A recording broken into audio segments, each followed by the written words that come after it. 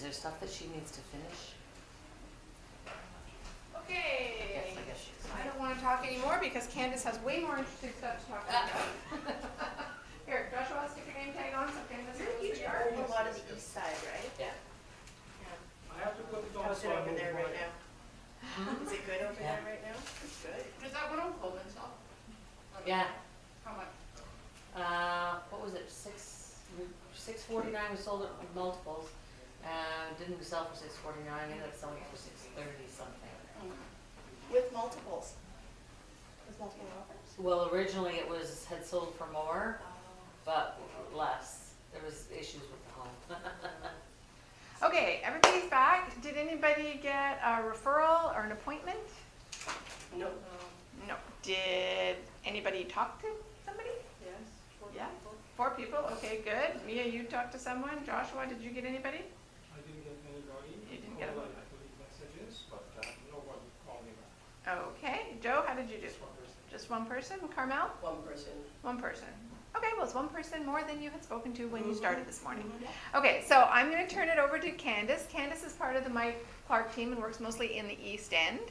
And she's taught this course before and has a great amount of knowledge and energy. So I'm going to turn it over to you. And don't forget to hand in your the course evaluations at the end. Just leave them at the front desk.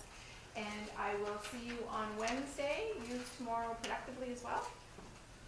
Great. Thanks, honey. I'll see you before you go. Before I go. Did you want to test or are you going back? No, I've got to go. Okay. Okay. I'll close these because I'm rather loud. So where are we now? So we have done our open houses, we've done our door knocks, we've done our lead gen. We've met somebody and we've been asked to come and list their house. That's where we are now, is winning with the seller. So any questions for your Ignite up to now that maybe hasn't been gone through, hasn't been answered in any of the literature that you've done so far that I might help you with? Can't think of anything. I just think as newer agents, with the sellers, if you do get a listing appointment, I got one very soon right after I got my license. Why should I list with you? How many have you sold around here or anywhere? And I'm not gonna name names, but I know someone with another brokerage. She's like, oh, I just outright lied, and I'm like, I would never do that. No, right? it's integrity. Exactly. So how do you, because I tried you know what, I'm with a great team of people, and you basically, when you have me, you have the whole brokerage here, So how many in your brokerage? 100 plus. Okay, so I have 100 plus agents that I work with. Yeah. We're on tap 24/7, Mm-hmm. and if there's anything that you need, I'm a phone call away. Right. I think if you meet a number of people, a number of agents, you might not be able to get that as quickly, Mm-hmm. and that's a fact. With me, it's a fact. My phone is on 24/7. What's coming from you that's really from you? I love real estate. I'm addicted to it. I work 24/7 in real estate. In town, out of town, vacation, no matter what I'm doing. So to the fact that my husband got his real estate license. He's a golf professional. Now, he stayed in real estate for 2 years. He's now back teaching golf. But that's how addicted I am. So there isn't, and it is true. Yep. And we were on the phone. Yeah. Where are you? Where am I? And we're both, yeah. So it's, no matter where I am, my phone is on. If I don't get back to you, it means I'm actually in an appointment. So everyone knows what it is. So what is your passion? What do you love? I love real estate. So I love to list homes. Do you love to work with, it's like, where does you got into the industry because, so move that. If you got into it because it's an easy paycheck, then get out of it right away. Because it's not. It's hard work. It's continual work. It's continually following up. A number of what I heard this morning was, we're moving to a different generation. There's my age plus that are looking to downsize, leave their 2-story homes. Their kids have all left. So they're looking for reality. Because $1 million 20 years ago is not the same as $1 million today. That's not a lot of money. I could easily go through $1 million in a month. So, you know, to plan for my future is a lot of work. So it's kind of, you know, the generation plus is now looking to leave their 2-story home, to move to something smaller, to start thinking about nursing homes, to start thinking about alternatives. That's why we see all these beautiful complexes coming up where there's lifestyle. And lifestyle is they take them to Rama, they take them to Stratford, they take them all over the place. They're going on unbelievable trips. You can get rid of your car. There's a shuttle bus that takes you to the shopping mall to get groceries, clothing, you know, drugs, necessary needs, you know, all that kind of stuff, right? So that's the generation I'm hearing of what you know, I've got my seniors accreditation. I should be doing something with it. I should be going to seniors' homes. I should be hosting events for seniors because no one's tapping into the seniors market. So when I hear what you're saying about you've got, you know, elderly people that are, you know, across the street, elderly people that you're in their will, you know, you need to get in touch with the family because it needs to be a powwow. Once you've engaged your friends, your families, you know, those people, it's the children. As long as you transparently, truthfully care, I care for what I do. I seriously care. I believe that I do this 3 to 4 times a week, that people in general will do it 3 to 4 times in their life. And it's painful. What do you mean by 3 to 4 in a week? Well, I'll make 3 or 4 sales a week, let's say, Oh, okay. but they'll only sell their home or buy a home 3 times in their life. Yes, yeah. So I use it much like birthing babies. How quickly we forget. Right? I've not forgotten. Oh, no, you will by the time you go. It's all right, it's all right. It's all right. But it is, right? It's not a fun event, packing, putting away, where do we go, our finances, did it sell, didn't it sell, what are we buying the right thing? It's a whole, like, you know, I say people should have to buy or sell a property of our own as realtors every 3 to 5 years because it is difficult. Katie and I were both selling properties at the same time, and it was unbelievable, right? Yes, and we just moved into our new house and we're renovating and it's hell. And packing So what experience? sucks, and I wish they hired packers. That's you. Packing's So what terrible. an experience, right? And this is something that we do not communicate with our buyers and our sellers, that we understand. So if we can communicate with them that we understand and transparently engage them in what we understand, then we will, I can say, you will do your first listing and you'll have Krishansky team, you'll have, I don't know, Mike Clark team, you'll have somebody go in. And I'm saying this because we're asking about your first listing, right? It doesn't matter who you are. It doesn't matter how many years experience you have. It doesn't matter what glossy package you have. It matters what are you hearing and what are you answering.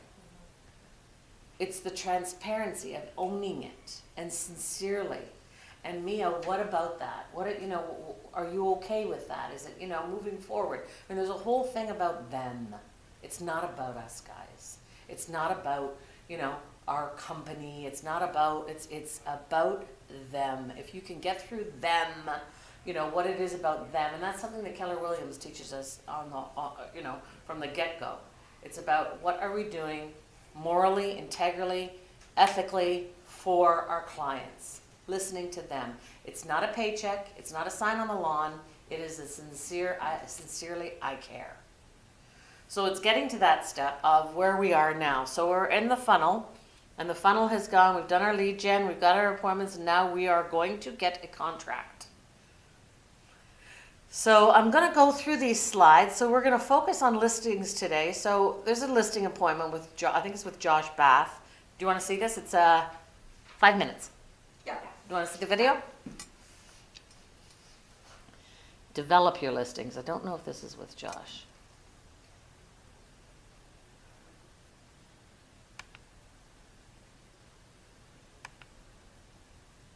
Now I make this big screen, how? There. And there's no, oh, this is, hey, where's the sound? It's 100%.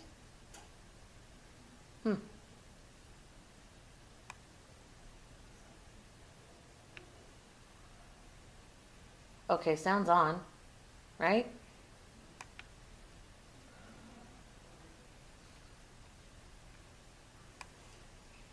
Is there something on here? Does anybody know anything about these things? I get Andy in if we need to. There's the It's video, usually- there's the sound. It's usually up here, the sound is usually up there. Maybe it's on the remote control. Oh. Oh, yeah, there you go. They put that in here and there all the time.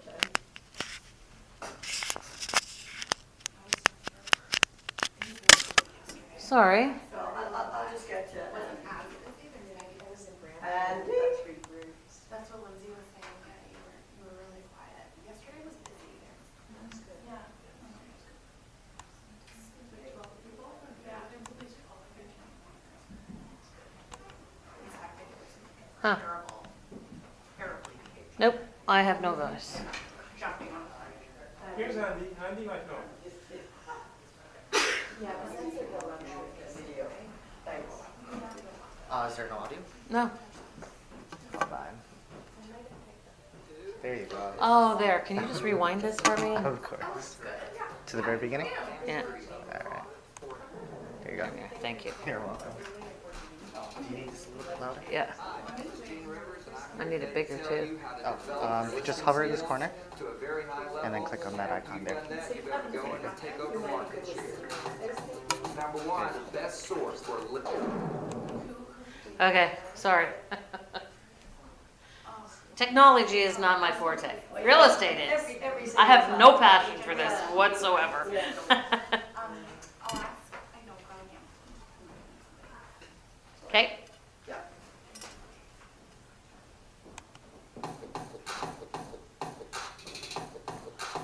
Hi, my name is Gene Rivers, and I'm here today to tell you how to develop your listing skills to a very high level. And after you've done that, you'll be able to go in and take over market share. Number one, the best source for listing leads is from your sphere and past client list. The fact is, the people you know the people that are going to be moving, whether it's at church, school, work, friends, relatives. Focus on making sure they understand you're in the listing business.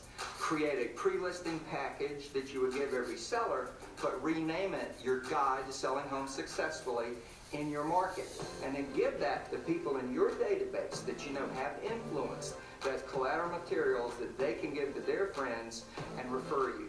Step two, focus on an area, product, or price range. When you develop mastery of a product or an area, you will much more quickly succeed in those areas. And in that area or in that product or price range, focus on the FSBOs in that area, the expireds in that area, door knock in that area, geographic farm in that area, and I'm talking a fairly tight area, so that the people in that area will really, really identify with you as someone who can help them sell property for top dollar with low hassle in a short amount of time. Now we're at number three. Everyone today that's looking at hiring an agent, whether it's a referral, even a past client, or a stranger who's gotten your name somehow, they're going to check you out on the web. So you need to make sure that your website is competent, that you've got basic, powerful content in there, and specifically that on the landing page, the very opening page, there is a direct offering to a seller. Find out what your home is worth, get a guide to selling your home. But if you don't do that, you're going to miss opportunities, because people will get your name, check your website out, and go, I don't think so, I've seen a lot better sites. Fix your website with a database that you are working on a consistent basis, and with a tight focus. You build your reputation. If you're visible, you will find you will take over more and more listings, and in a very short amount of time, in 12 to 24 months, you will own that market. That's how you take market share. So this is what everybody's doing right now, right? We're looking at door knocking, calling our sphere, calling our friends. As I was saying to me out in the hallway, people like to help people. So when you ask for help, I've got a contest at the office. I've got to do 5 closings before the end of the year. Can I ask for your help? Do you know anybody who's looking to buy, sell, or don't forget the invest? It's a great opportunity to buy property right now to invest in. Everybody's sitting dormant. We as realtors, one of the hardest things we're doing right now is trying to price homes, price property at the right price to have it sold. I mean, you know, it's crazy. We know our area like the back of our hand, could do it blindfolded with our hands tied behind our back, and we're still having difficulty in pricing. There's a lot of product out there, there's a lot of competition, and it's really, you know, when you look and see what's out there in competition, you look and you go, well, ours still shines. Well, it's not sold, so. So when we're coming, so we're clear on that, right? So how are we going to get our listings? Is we're going to go after our sphere, go after our friends, go after our family, and we're going to ask them. The longer that we stay the quiet one, does everyone on your street know that you're a realtor? Does everyone in your area know that you're a realtor? Pretty sad when we see a sign go up on our own street. It's like, ow! Unless Right? the people are dicks. Yeah. Yes. Sorry. That's our handwritten notes. How many people do handwritten notes? Yeah. Are we doing that? Isn't that amazing how many people say to you, wow, I haven't received a letter. I mean, people don't even look at their mailboxes anymore. All our bills come online, everything comes online. Most of the time it's junk in the mailbox. But when you get a beautiful handwritten note, it's such a pleasure. Sorry, I don't know where I am now. Totally lost ourselves. Neither do we, so you're okay. Ah. We're all together. We're here. This way. So in pre-qualifying your sellers, so making sure that, you know, I might be 2 years down the road, but if I actually come over, you know, you might be 2 years down the road, but if I actually come over and make an appointment and take my time to come over, give you an evaluation and stress to you, that evaluation is today's evaluation. It could change tomorrow and it could change next week. Please, please, as you're walking out the door, tell them that again. How many times I've gone back and they said, well, you valued our home at $600,000. Yeah, that was a year ago. They don't know that it changes that rapidly. You must remember to tell them. That's today. Tomorrow is another day. Tomorrow is another dollar. Next week, I much equate this to the stock market. Look at our dollar fluctuate. Look at what happened. Vegas, the shooting last night. God, unbelievable. God bless those poor people. But look what happened to the stock market first thing this morning. It dumped. People just stopped trading, stopped everything. I mean, it stops the world. And this is what happens. After 9/11, no one was buying, no one was selling, no one was thinking real estate. It changes on a dime. You could bring a listing out tomorrow and we could have a hailstorm. Look what happened on Friday. No one is going to show up in the middle of a hailstorm or a snowstorm. Like an ungodly fortune could happen, right? We come into listing a home in November and we have our first freak snowstorm that dumps 18 inches on the ground. And no one shows up. And your seller is, why didn't anybody come? I don't know. Right? So it's being prepared, having all the obstacles and being prepared. Do not forget when you're evaluating that there will be obstacles all the time. But at least when you're taking that first opportunity of someone that's 2 to 3 years out the road, don't leave it. Oh, they're 2 or 3 years away. 2 or 3 years can make 2 or 3 months. It happens. Because once people start thinking about real estate, they will go to real estate. Everything they see. What's it called? The eye thing. yeah. You know, when you're pregnant, everybody's pregnant. When you buy a new car, everyone has that car. There's a name for it. Anyway, so when people are looking for real estate, they are. Or something. Thank you. Yes. When people are looking for real estate, they are looking for real estate. So they say, oh, I won't be doing it for a year. Dimes to donuts, they'll be doing it in less than 6 months. Not doing it for 3 years. Dimes to donuts, they'll be doing it within a year. So make sure you don't just brush it off, that you get in to meet them and that you stay in touch with them and that you're on top of it, right? And again, make sure that you let them know that the price you're giving today could be different tomorrow or next week or next month, definitely next year. Position yourself as the expert. So we have 100 people in our office that are behind me. And yes, you know I'm a new agent because I'm your best friend. But you're my only client. I'm going to work my butt off for you. Because if I sell yours, you're going to refer me. This is how I've worked with my buyers and my sellers from the very beginning. Once I've done my job for you, you're going to tell everyone what a fantastic realtor I am. There's proof in the pudding right there. You're gonna fall back on your word, especially the family and friends that know you. It's not like you're gonna put the sign on the lawn and just walk away from it. You've told them that you're gonna do the best job that you possibly can for them. Why would you do anything different? So you do the best job for them. They will tell their friends, who will tell their friends, who will tell their friends. It does go. There are 52,000 realtors on the Toronto Real Estate Board. Tell your clients that. Tell your family that. Tell your friends that. 52,000. The average realtor does 6 deals a year. Imagine that, right? 6 deals a year. We need to have you doing 25 to 30 a year, minimum. Okay, so let's be on that. Let's make sure that we entrust them, transparency, and that we're giving them the goods. So, winning the listing. Allow you to price the home for sale in the most amount of money in the shortest frame of time frame. So the shortest time frame is if my sign is sitting on your lawn for a month, I'm sorry, but you don't want my face on. But after a month, we are not going to be friends. We are not going to be family. We are not going to be talking. It is going to be brutal.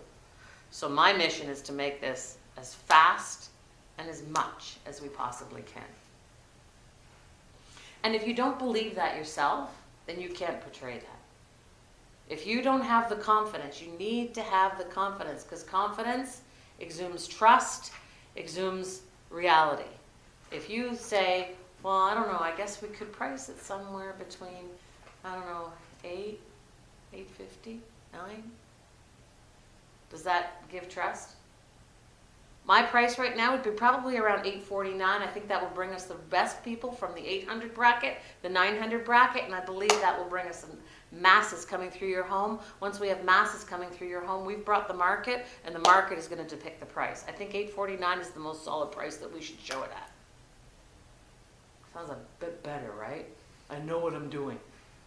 Oh, $8.49, $9.20, right? So I know what I'm doing. So you need to have the confidence. They have no idea. That's why they've asked you, what should be the price? You know, and the price is going to be the market. You can show them comps, you know, till you're blue in the face. That comp sold. Where we do look at it is what is available today. If we were signing the contract today and putting it on the market, these 4 homes are what the market's going to be looking at. So where do we fall in this? That's the best. That's the only that you should use. When you're ready to list and we're ready to go to contract, as soon as you're ready to write the paper, then we're going to see what's our competition. Because we want to be priced at competition. So when we look at this one that's priced at $900, and we look at this one that's priced at $875, and this one's priced at $920, yeah, we're a bit better, but we're not in the best location compared to these. And location and street-wise is a good $50,000 variable. So my $849, I think, is a strong number. They're going to see these. They're going to see, oh yeah, but it's not as nice an area. But they're going to go, oh, but it's a much nicer home. Let's offer on that, George. Right? So it is. I mean, imagine yourself. Always put yourself in their shoes. If this was my home and I was selling it, and this was my home and I was going to buy it, like where do you fall in your shoes? Now, everybody's taste is different. People have asked me, have you ever had 2 people show up at the same property and want to buy the same? Has never happened to me, ever. No one, none of us. Otherwise, we'd all have the same blue shirt on, the same black pants on, all have a braid in our hair and pink lipstick on. You know what I mean? Like, it's like, we'd all be the same. We're different. We're male, we're female. We're tall, we're short, we're fat, we're skinny, you know what, it's different. Everyone has different tastes. So when we come to one home, there could be 2 homes identical, but they're decored differently in the interior. One person's going to love that, one person's going to love that. I have never had the same buyer want to buy the same house. So, and I have lots of buyers that, have you had it? You have. Yeah, 2, but I did one offer and I did the other one. It's happened a few times. We don't tell each other what we're offering. Yeah, no. But if you look at that, right, when you're working with a specific buyer, you probably wouldn't have that. You know, it might have been somebody that came in through open houses, Katie? Pardon me, Was sorry. it coming through open houses, or like it was No, physical but buyers you were we working had with? buyers that we were working with, yeah. Anyways, it's not a common thing. I don't see it that often, really. But, you know, so that's the thing, right? So when you're listing a home, you have the comparables of what is out on the market and what would somebody like to look and buy, right? So there where you are is in your pricing part of it. Pre-qualifying the seller. So this is very, very important, a really important part of it. As I say, the pre-qualifying of a seller is what is their motivation. Let's put it on the market for $1 million and see where it lands. Really.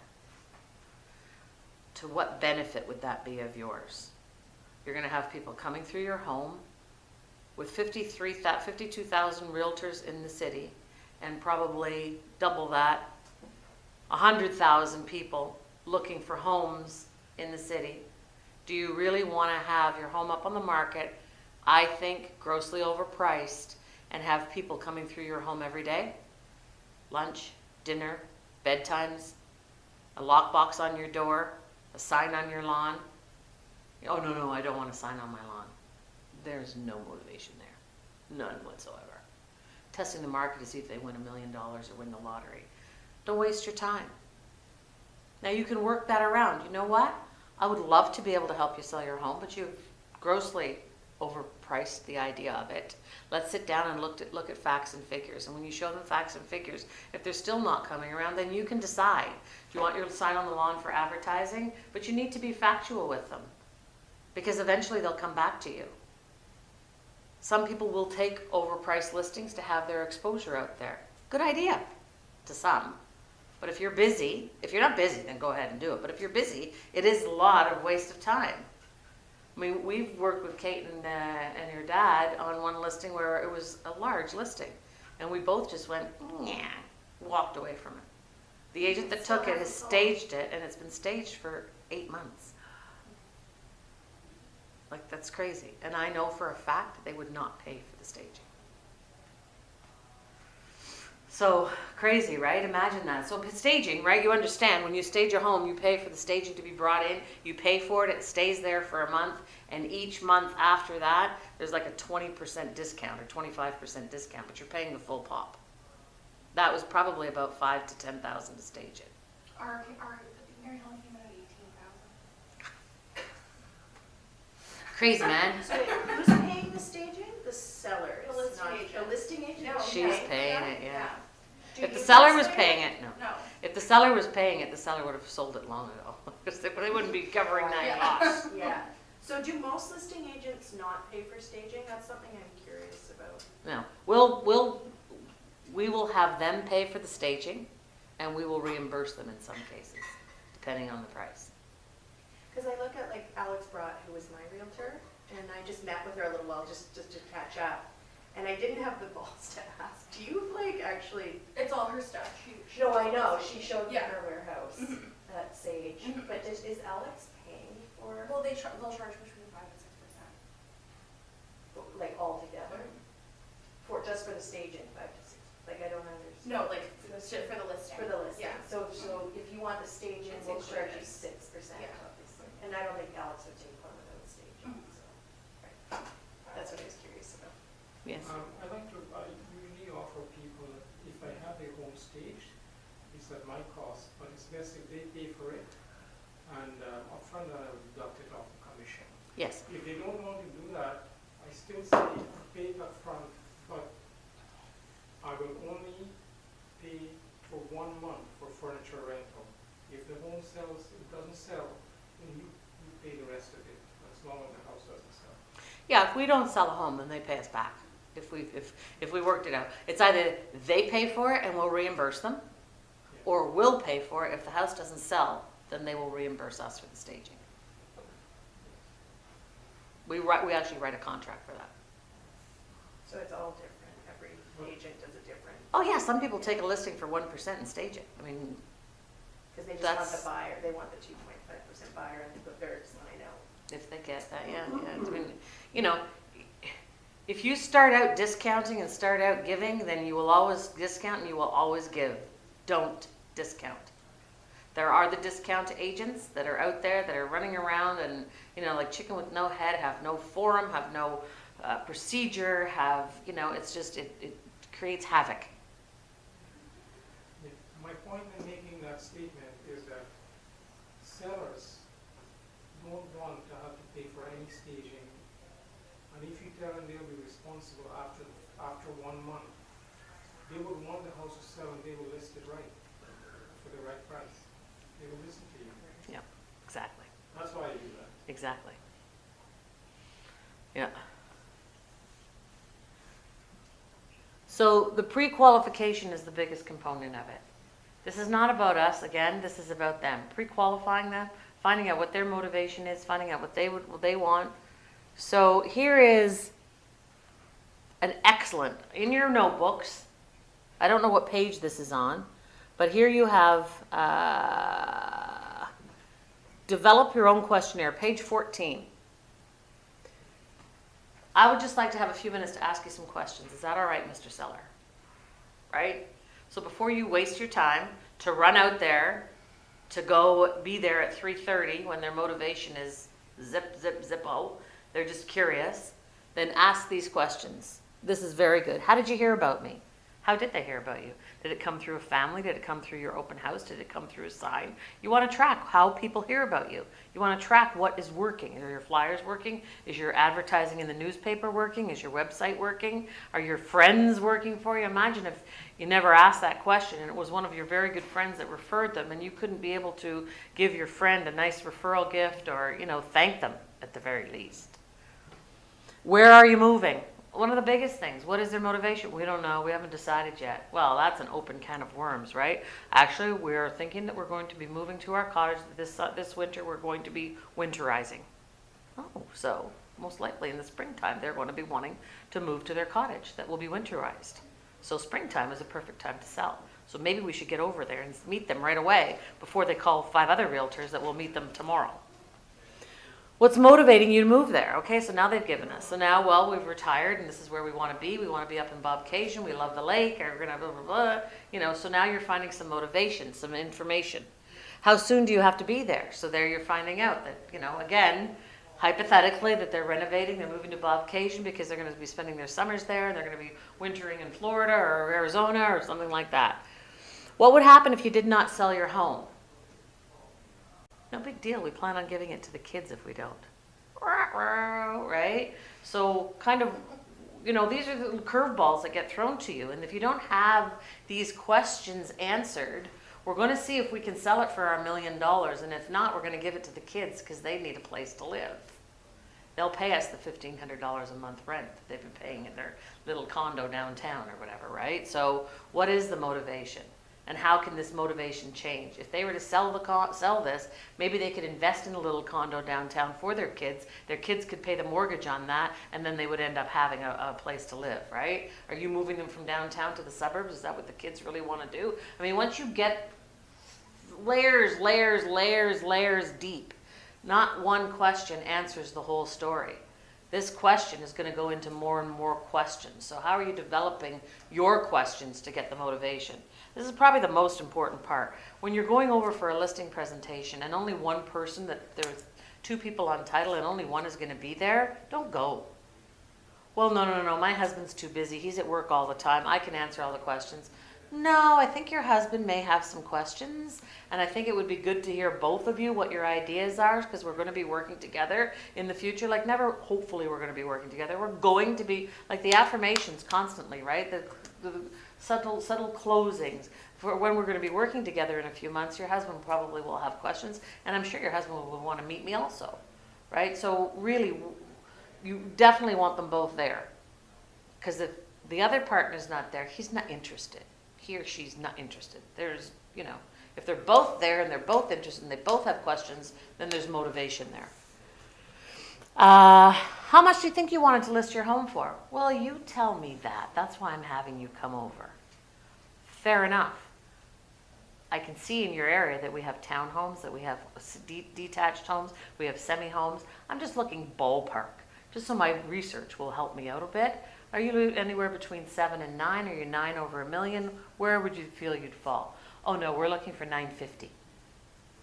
You got your answer, right? So then you can kind of preempt yourself of what they're looking for.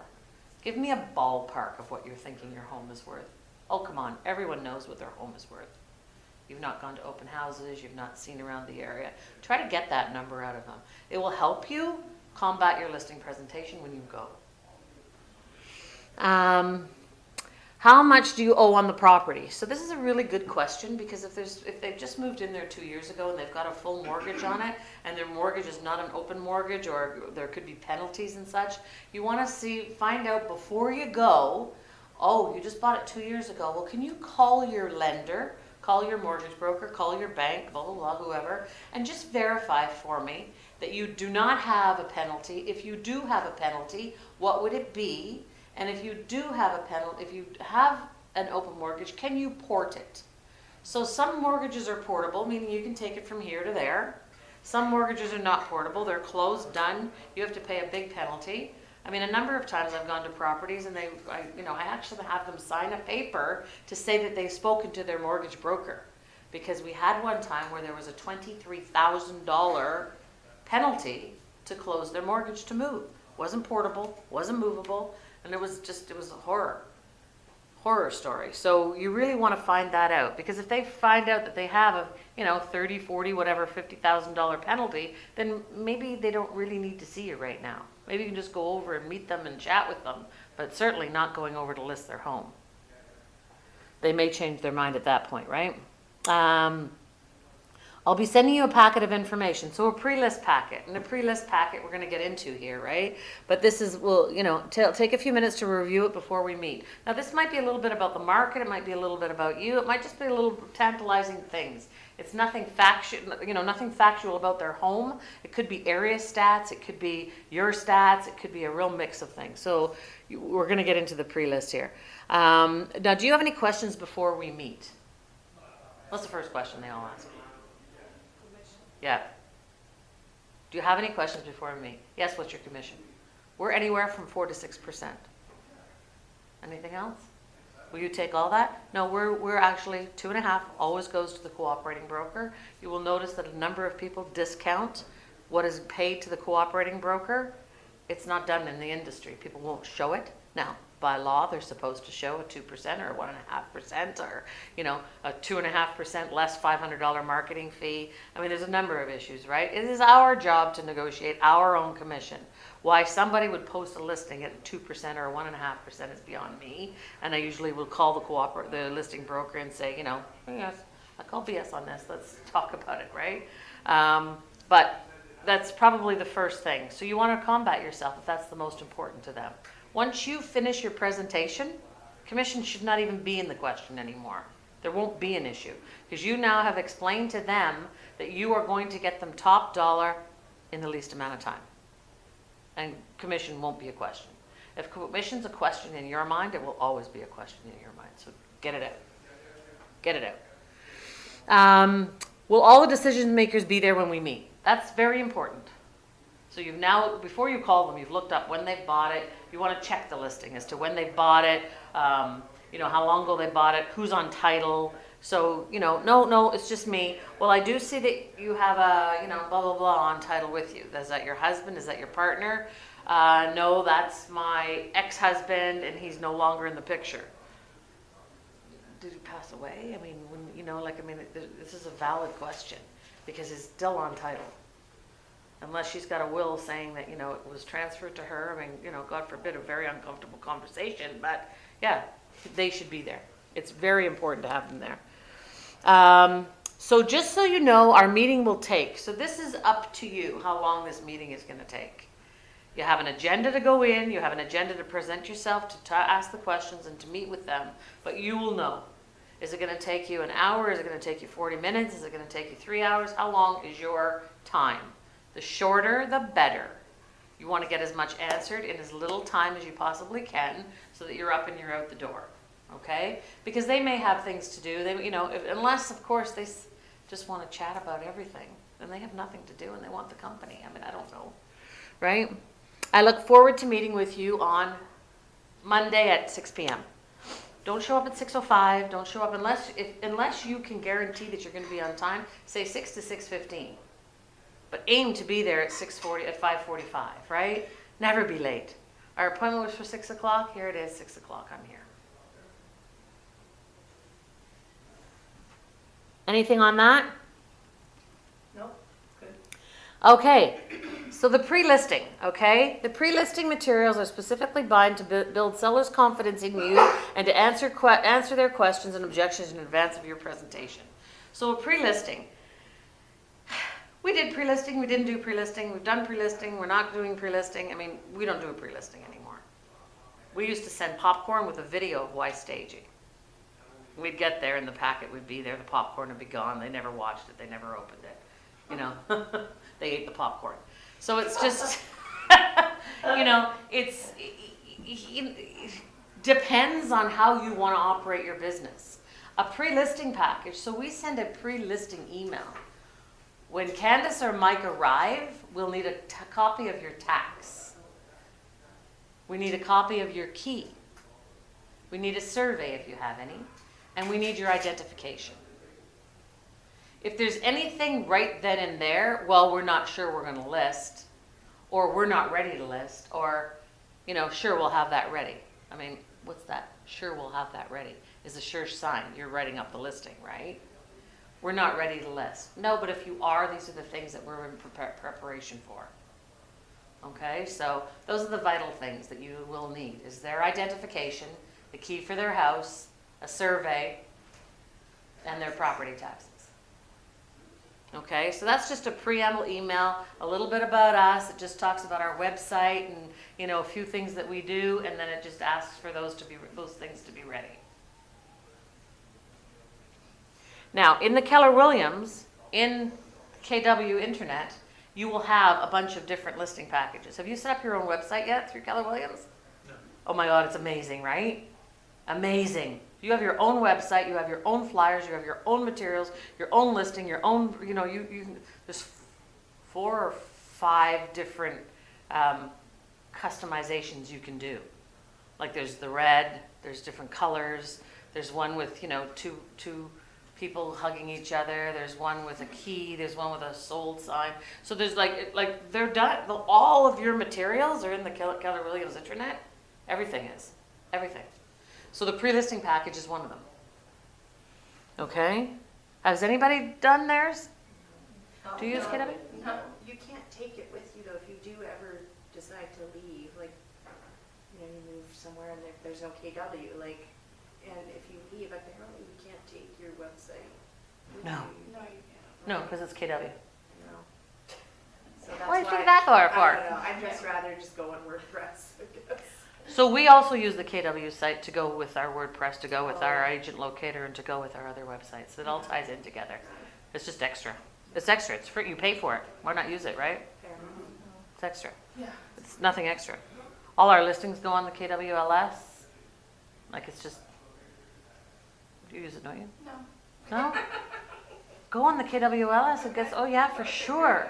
Yeah. No, you got to check it out for sure. Okay, so a guide to selling your home. So as I keep saying, right, they will do it 3 to 4 times in their life. You do it so reiterate to them. I do this 3 or 4 times a week. You're going to do it 3 or 4 times in your life. So I want to make sure that I cover everything. Because as a realtor, it just comes as natural nature to you to, you know, a lockbox is going on the property. A sign. Oh, a sign. They come around the corner, they ream around the corner, and all of a sudden, there's your face sitting on their lawn of their home they've owned for 35 years. Explain to them. It might be a little emotional. I explain that to everybody, and people have called me and said, thank God, came around the corner and there's the for sale sign, and I burst into tears. Prepare them for that. It's normal. You know, some people have great ties to their home. They had all their kids in this home. They've raised their family. They've married and lost their husband. Like, it's like there's emotional ties to homes. That's the one thing, where's our cozy haven. You're going to put a sign on their lawn and you're going to let strangers come through. Explain to them that this is the process. Explain to them from soup to nuts. Explain to them a lockbox will be on the door and what a lockbox is. The lockbox holds the key to your home. Nobody but a realtor, a licensed realtor, no Joe Blow can phone up our office and ask for that key. They have to be in the Toronto Real Estate Board system. We have to get their name. It is then paged back to their office their legitimate office number, which is paged to them. The sign goes up on the lawn. Now, somebody might not knock my face and put a mustache on it. Let me know if they do. Right? You know, but the sign, like I say, the sign is a big, big thing. People are coming to look at your home, and they're coming between 9 and 10. They might show up at 8:30. They also might show up at 10:30. So there's a time frame there. Can I narrow it down to half an hour? Not really, because they're probably looking at those other 3 listings that we looked at. They're looking at ours, and they're looking at the other 3 that we've looked at. So are they seeing all 4 of them within an hour? Maybe not. You know, we could be the first on the list. We could also be the last on the list. That's why they sort of look at an hour time span. I mean, has anybody gone to show properties where you have like 4 or 5? And condos are the worst, right? Because you have to go on the Easter egg hunt for the lock boxes.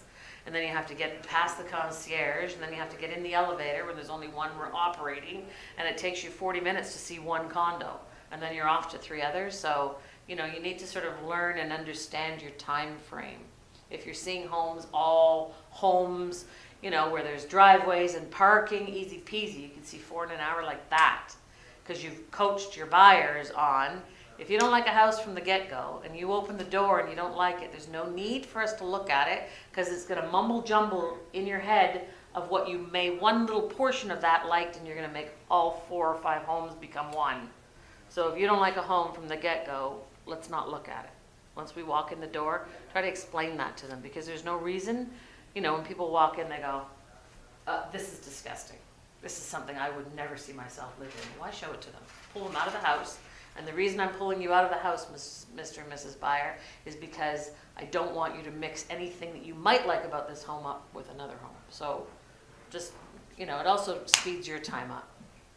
A lot of buyers you'll see just want to look because they just want to look. There's no reason to look at it. You don't like it, let's leave.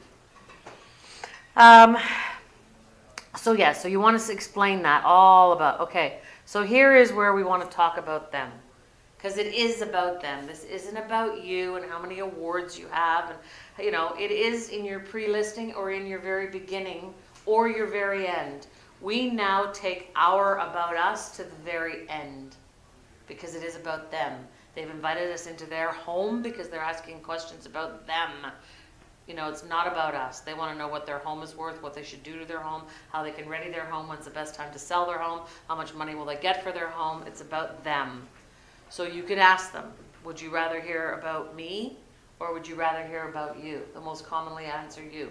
I actually go in and I say, this is a book that we've put together, and what we're going to do is we're going to go over about you. There's a little bit about us, and we can go over that in detail if you care, or I'm leaving the booklet with you, but it's mostly about you today, so I want to make sure that we answer all your questions and we don't leave anything unturned by the time I leave. Okay? So if you do send a listing package, don't forget to ask them, did you like the listing package? Were there any questions first? You know, so now you've walked into the home, it's 6 o'clock and you're on time. Now, is there anything that you wanted to ask me about the listing package that I've sent to you? No, we got everything. And then you look on the table and there's the key, there's the taxes, there's their ID. Just sit down. Really, just look at their home first though. But have a look, you know, so, I'd like to have a look at your home through the buyer's eyes. Would that be all right with you? Well, no, I want to show you, because I've done some builds. And you know what? Once we list the home, we're going to go over every single detail. But right now, I'm going to pretend I'm the buyer, and I'm going to walk through your home, and I'm going to come back and ask you questions about your home.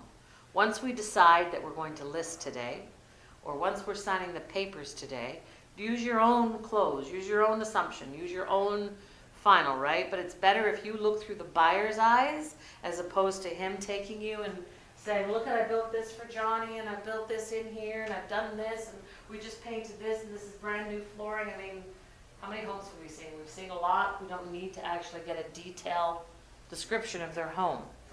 If they're talking to other realtors, you know, they're going to be doing the same thing with them. I would much rather look at your home through the buyer's eyes, and once we list it, then you can give me full details. We'll go through it again. But right now, let me have a quick look through buyer's eyes. Reiterate that to them. I'm really stressing that. It's important. So now you've looked through the home, you've taken your notepad because you're interested and you're making notes, and you're going to sit down at the table with them now, and then you're going to go over, okay, so I brought a package here for you today. Now, would you like to go over it? I'm going to go over this with you.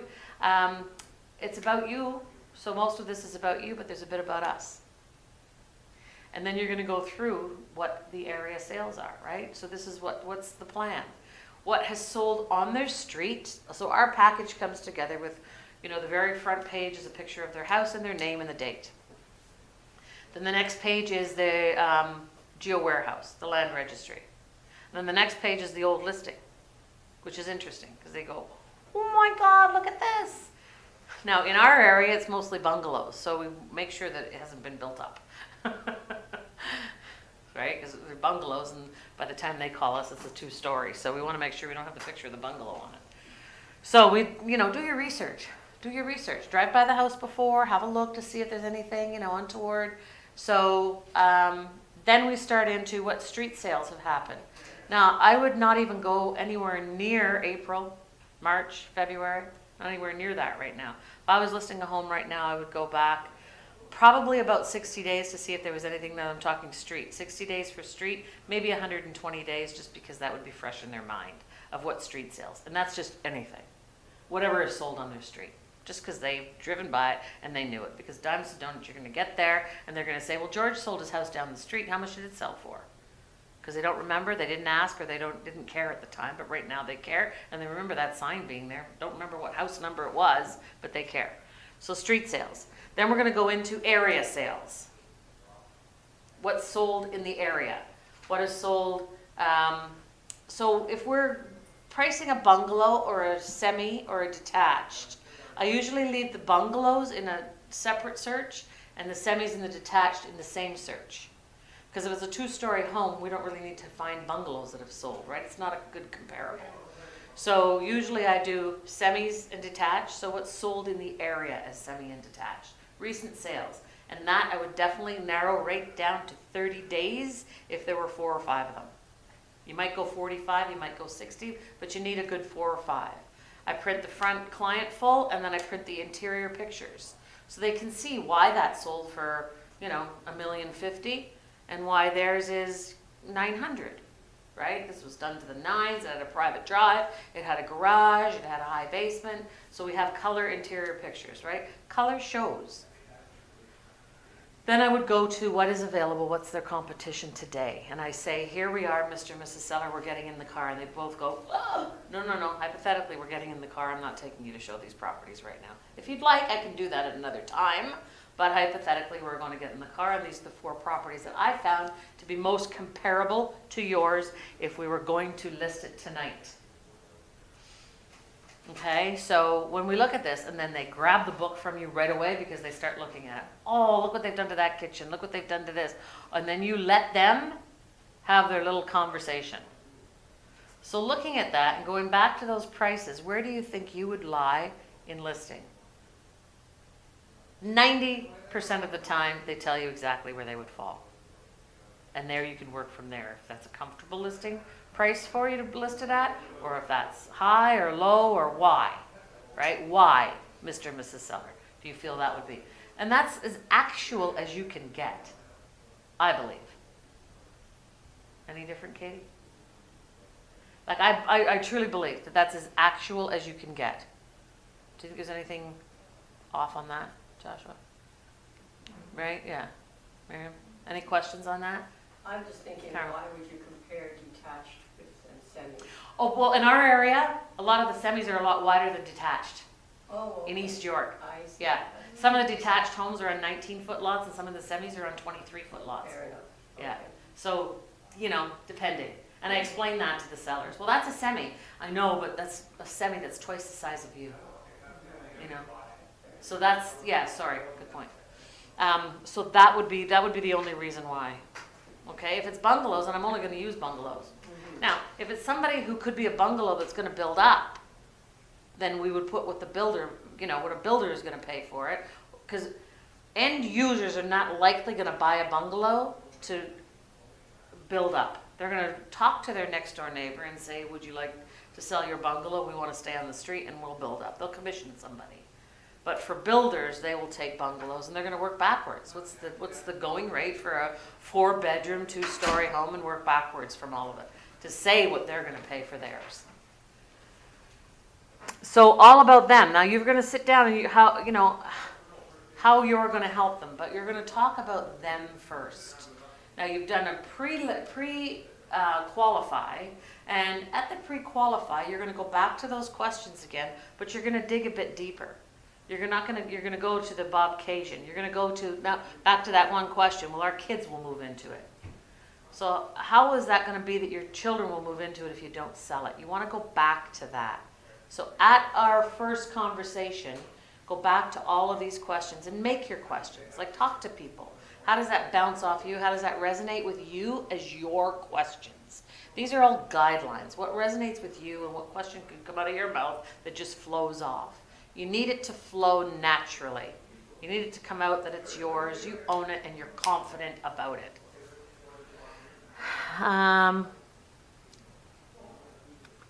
So then we're getting ready to list. So this is where, now this is a very good piece that we've actually put in our listing presentation, right? When people are looking for homes, this is how you're going to explain it to Mr. and Mrs. Seller. When people are looking for homes, I do not know a good agent that would be out there right now that would plunk somebody in their car, take them around, and show them property unless they've been pre-qualified for a mortgage. Because if you're not pre-qualified, how do you know you can buy a $600,000 or a $7 million home? You're not helping them.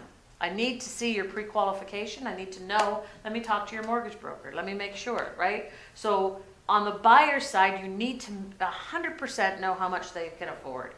You need to be able to have communication with their mortgage broker. You need to speak to the mortgage broker. It is it's the biggest component, because spinning your wheels and spending your gas and your time is crucial if you do not know how much they can afford. You do not know that they've even spoken to a mortgage broker. If they haven't spoken to a mortgage broker, it's a 2-week process. Give them that fuel to get them started. Get them engaged in your mortgage broker, the person that you work with that will give you feedback. Now, I just sold a home. One of our listings came out. It was day 2 on the market. We had sold it for just a bit over asking. Everybody's excited. It was all fine. Spoke to the agent in his broken English. Yes, of course his buyers were approved. Yes, of course they had approval. Yes, of course they had approval. So Monday, Tuesday goes by, I hear nothing. Wednesday I call, because if they've had pre-approval and everything was good, there was no appraisal, and everything is getting appraised right now. No appraisal had called, so I called to find out what's going on. He said, no problem, the bank says it's okay. I said, send the waiver. I send to you. Thursday I didn't get it. Friday I started at 10:30 in the morning. 6 o'clock I called his broker and said, there are so many levels that this is wrong.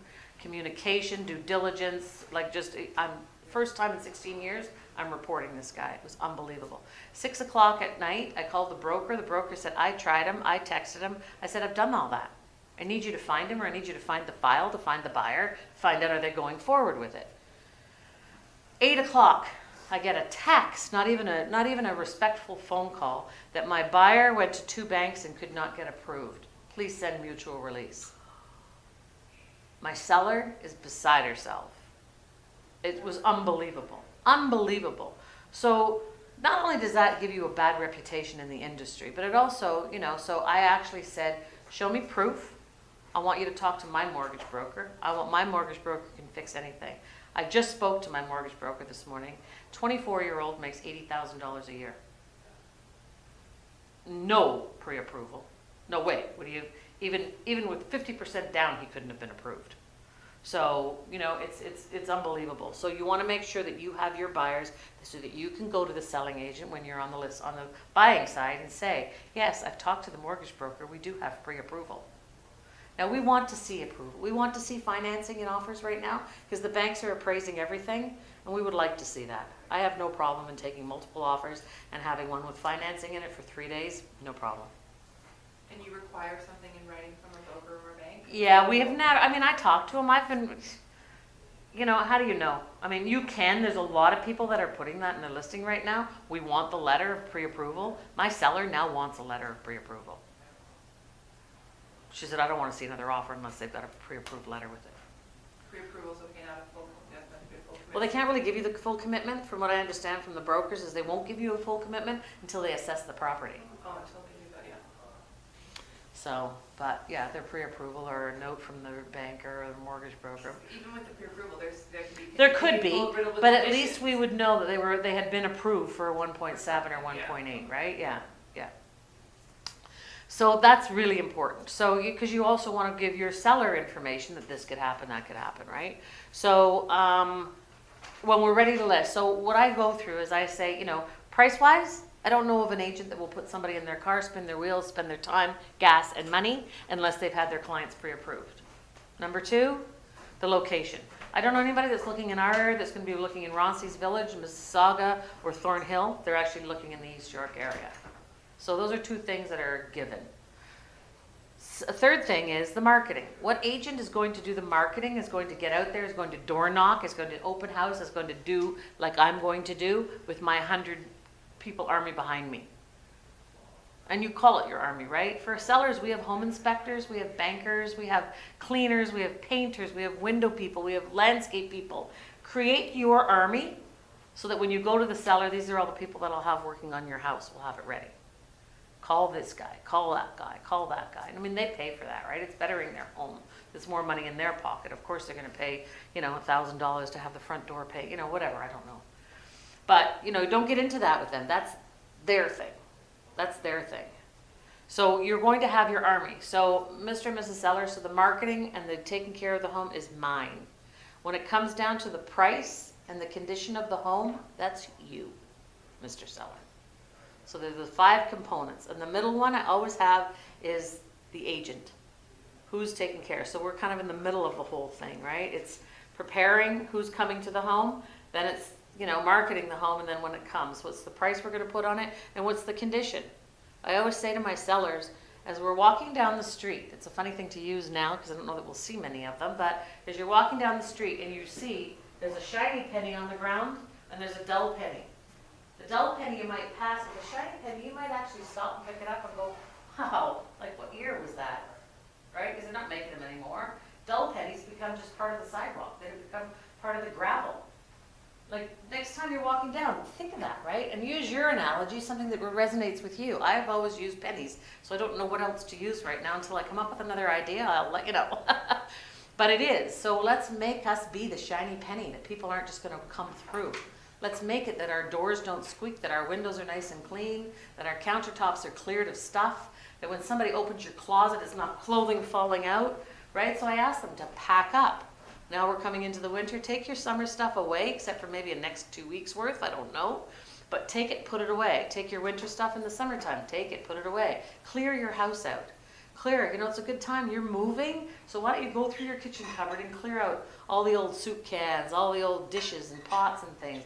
Good time you're moving. Wouldn't it be nice? Because a number of sellers have said to me, by the time we've finished and we've sold their home, they go, oh, wow, what do we do now? We just wait for the movers. It's in preparation. So while in preparation, purge, clean out, get rid of all the stuff. Okay, so that's the condition of the home. It's really up to them. I know it's difficult. You have 3 little kids. The showings will come, but let's make a cutoff at 8 o'clock. From, go to the movies, go to McDonald's, go hang out at the play gym at McDonald's, go to the library, do whatever you can, but give me a week of advertising. Give me every opportunity I can. Do not refuse an appointment no matter what. If the kids are sick, go to grandma's. If the kids are sick, go, do whatever you can. I don't know, but this is the week for us to sell the home. There's no forgiveness here.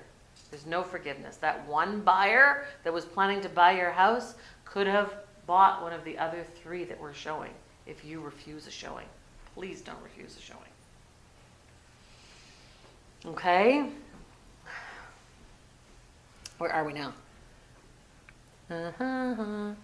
Okay, so we've done the ready to price. Okay, so pricing. So people always want more than what they're, well, I really thought it was $1 million. I know I really thought I was going to be thin my life, but I'm not, it just, and I actually say that, and I say, and I'm not making light of your biggest expenditure. I am not making light of it at all, but this is reality. I would love to have won $1 million. I would love to be on a beach drinking Mai Tais. I would like to be really rich. there's a want and a need. We need to sell your home in the fastest amount of time because then we are going to get the top amount of dollar. If in fact we come into 21 days on the market, what's the first thing buyers always ask you? How many days has it been on the market? Right, isn't it? Like, what difference does it make? Why isn't it sold yet? Why isn't it sold What's yet? wrong with it? Oh my gosh, how One many down the street times? sold in a week. Yeah, this is the perfect home for you. Who cares nobody's bought it for you? It's sitting here waiting for you. It's like, stop it, guys. I get so frustrated with people, right? But I do believe, I'm not a wooey. I don't believe in, karma. Well, I do believe in karma, actually. But I don't, I'm not like, oh, the stars will align. But I believe the stars align when it's the right time. I do believe in fate. I do believe that, this product has been sitting here for 22 days because it fits all your needs. God was waiting for you to come in and buy it. I really believe, Mr. Seller, that if we price it sharply and we get as many people through, then the market is going to bring us an offer. And the market will bring us a good offer in 10 days as opposed to maybe a good offer in 21 days. So it's, it's fact and it's confidence, right? I have the confidence. You just need to know that. They don't. They're there to ask you. They haven't done the courses. They haven't got 100 people behind them to ask questions. You get stumped, you call anybody in the office. Katie and Dave, Lizanne, Irene and Philip, anybody, right? You call them and ask them. Everybody is here to help you. Don't get yourself pinholed into a corner. If someone was balking at price, could you do this? I'm not going to name names, but there's a very famous realtor who's got a listing on the next street over from me, and it's been there for 4 months at the same price. Mm-hmm. And if I showed them that and blacked out the name and just printed out that and said, this is why you want to price at say $5.99 rather than $6.50 because look at how many days on the market. If you have if you have a really difficult time, then what you can do is bring out your iPad or bring out your computer, hopefully if you take it with you, right? And then you can look up, okay, so let's see what is sold at that price in the area. Because what you're going to do now is you're going to put yours at $1 million. So it's going to help all of these ones that are $850, $900, where I think you should be sell. Because they're going to end up looking at yours and they're going to go, whoa, way better deal. Whoa, way better deal. So what you're doing is you're helping the homes around us sell. You've only assisted them because yours doesn't look as good as these. And these haven't sold. I mean, I'm watching this one. It's offers next week. Let's see what that sells for because we have bought some time because we need to do some painting or whatnot, right? Do you have any sort of formula as to how long you would leave something before you would do a price drop? So I do 10 days and 10 showings. 10 days and 10 showings. Now, is that dependent on a certain, in the area, things are selling in X amount of time, 10 days or whatever? Yeah, you can look up your stats and see. As the market is shifting, it might go a little bit longer. It might be 12 days or, and it goes, the ebb and flow. So for 15, for 16, and for 17, the market was like this. Okay, so February, March, July, August, December. That was 15. 16, followed it, just a fraction above. 17, meow. And now we're just above 2016 prices. In our area, we do EO 1, 2, 3, 4, and 6. So that just shows our area. So we show that graph of how that is, right? So yes, when they say the Toronto real estate market has fallen 35%, well, it went up 48. It had to come down. Really? It's so frustrating. Just turn off your TV, throw out the newspapers, and listen to the realtor, not the media. Really?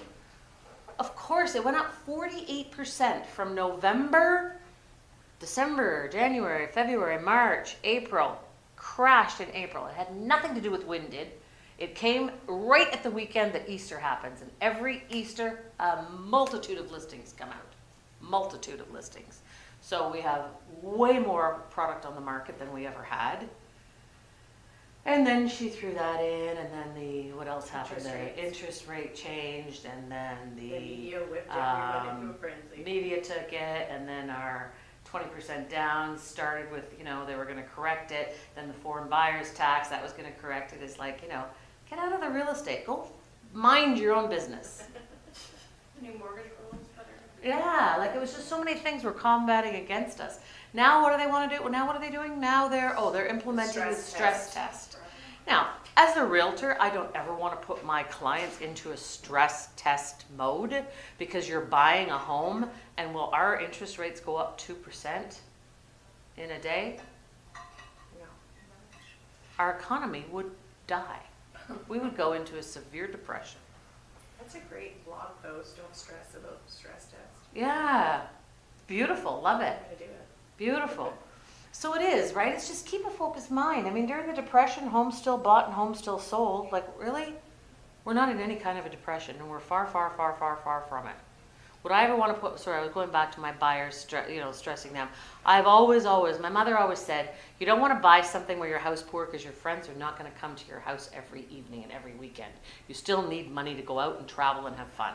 So don't stress yourself in putting yourself into something that you have no money left to go out to afford meals and to travel and be with your friends because they're not coming to your house every day. I thought that, and I use that. I think that's just, it's awesome, right? Don't put yourself into a home where you have no money to entertain and travel. You still want to have that little bit. You know, the first year is going to be a bit bumpy, but if you've been used to paying, you know, $1,500 to $1,800 on a rental or, you know, that kind of thing, then buying a $2 million home right now would not be a really good idea unless you won a lottery, right? But you buying into $600,000-700,000 would be a bit of a stress, but it's because, you know, you're paying $2,000, you're probably about a $450 mortgage, so you know, it would be a bit of a stress, but your mortgage broker will lead you. Your mortgage broker isn't going to lead you to go bankrupt or to lose your home. But the government is stepping in to make it that no one can afford to buy anything with the stress test. How could first Hypothetically, the interest rates. Well, hypothetically, a Korean bomb is going to come in, North Korean bomb is going to come and hit us, right? Like, unbelievable. So we really just have to have the confidence and the knowledge, you know, bypass the media, bypass the garbage that's trying to throw us down and under the mat.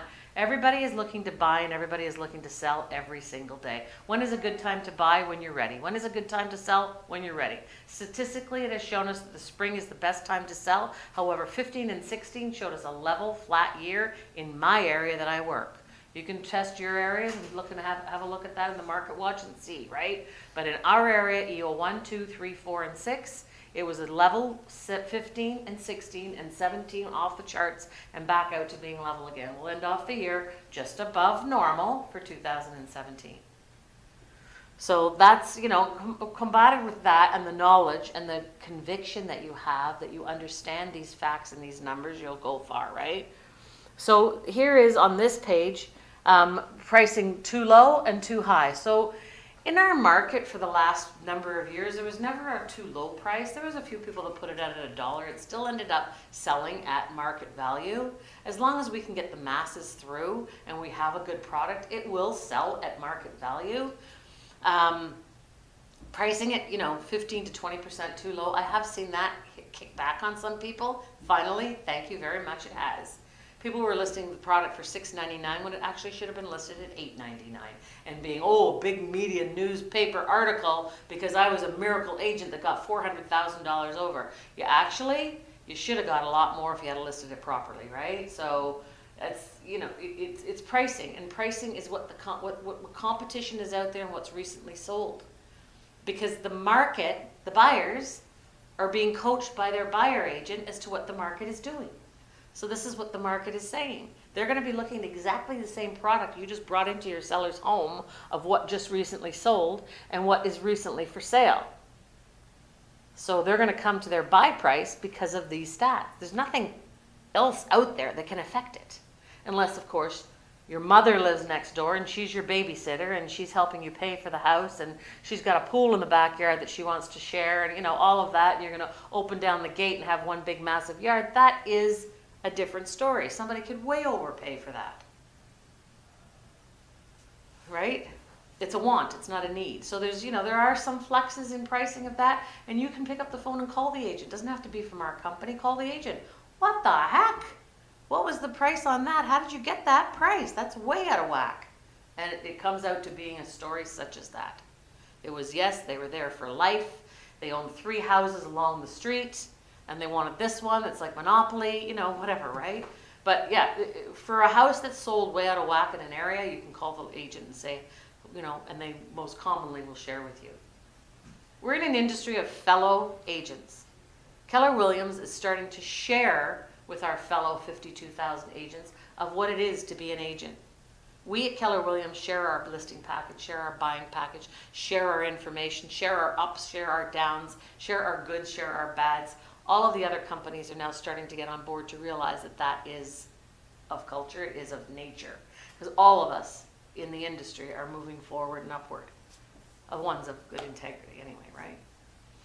But like I've been up in the north, we don't have an office way north, up at Yonge and Shepherd. I've stopped in at Remax, I've stopped in at Royal LePage, gone in, used their office, used their printer, used their computer.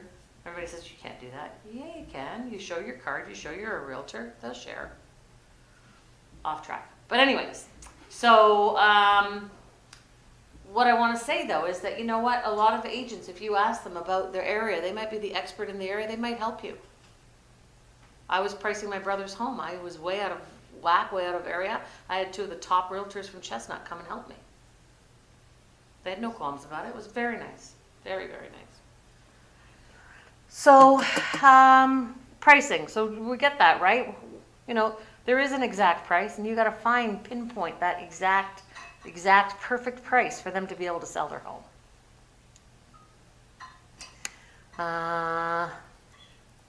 Getting ready to sell in the condition. So we kind of went through that, right? You know, the shiny penny, the not so shiny penny, like, you know, what needs to be done? Like, go around.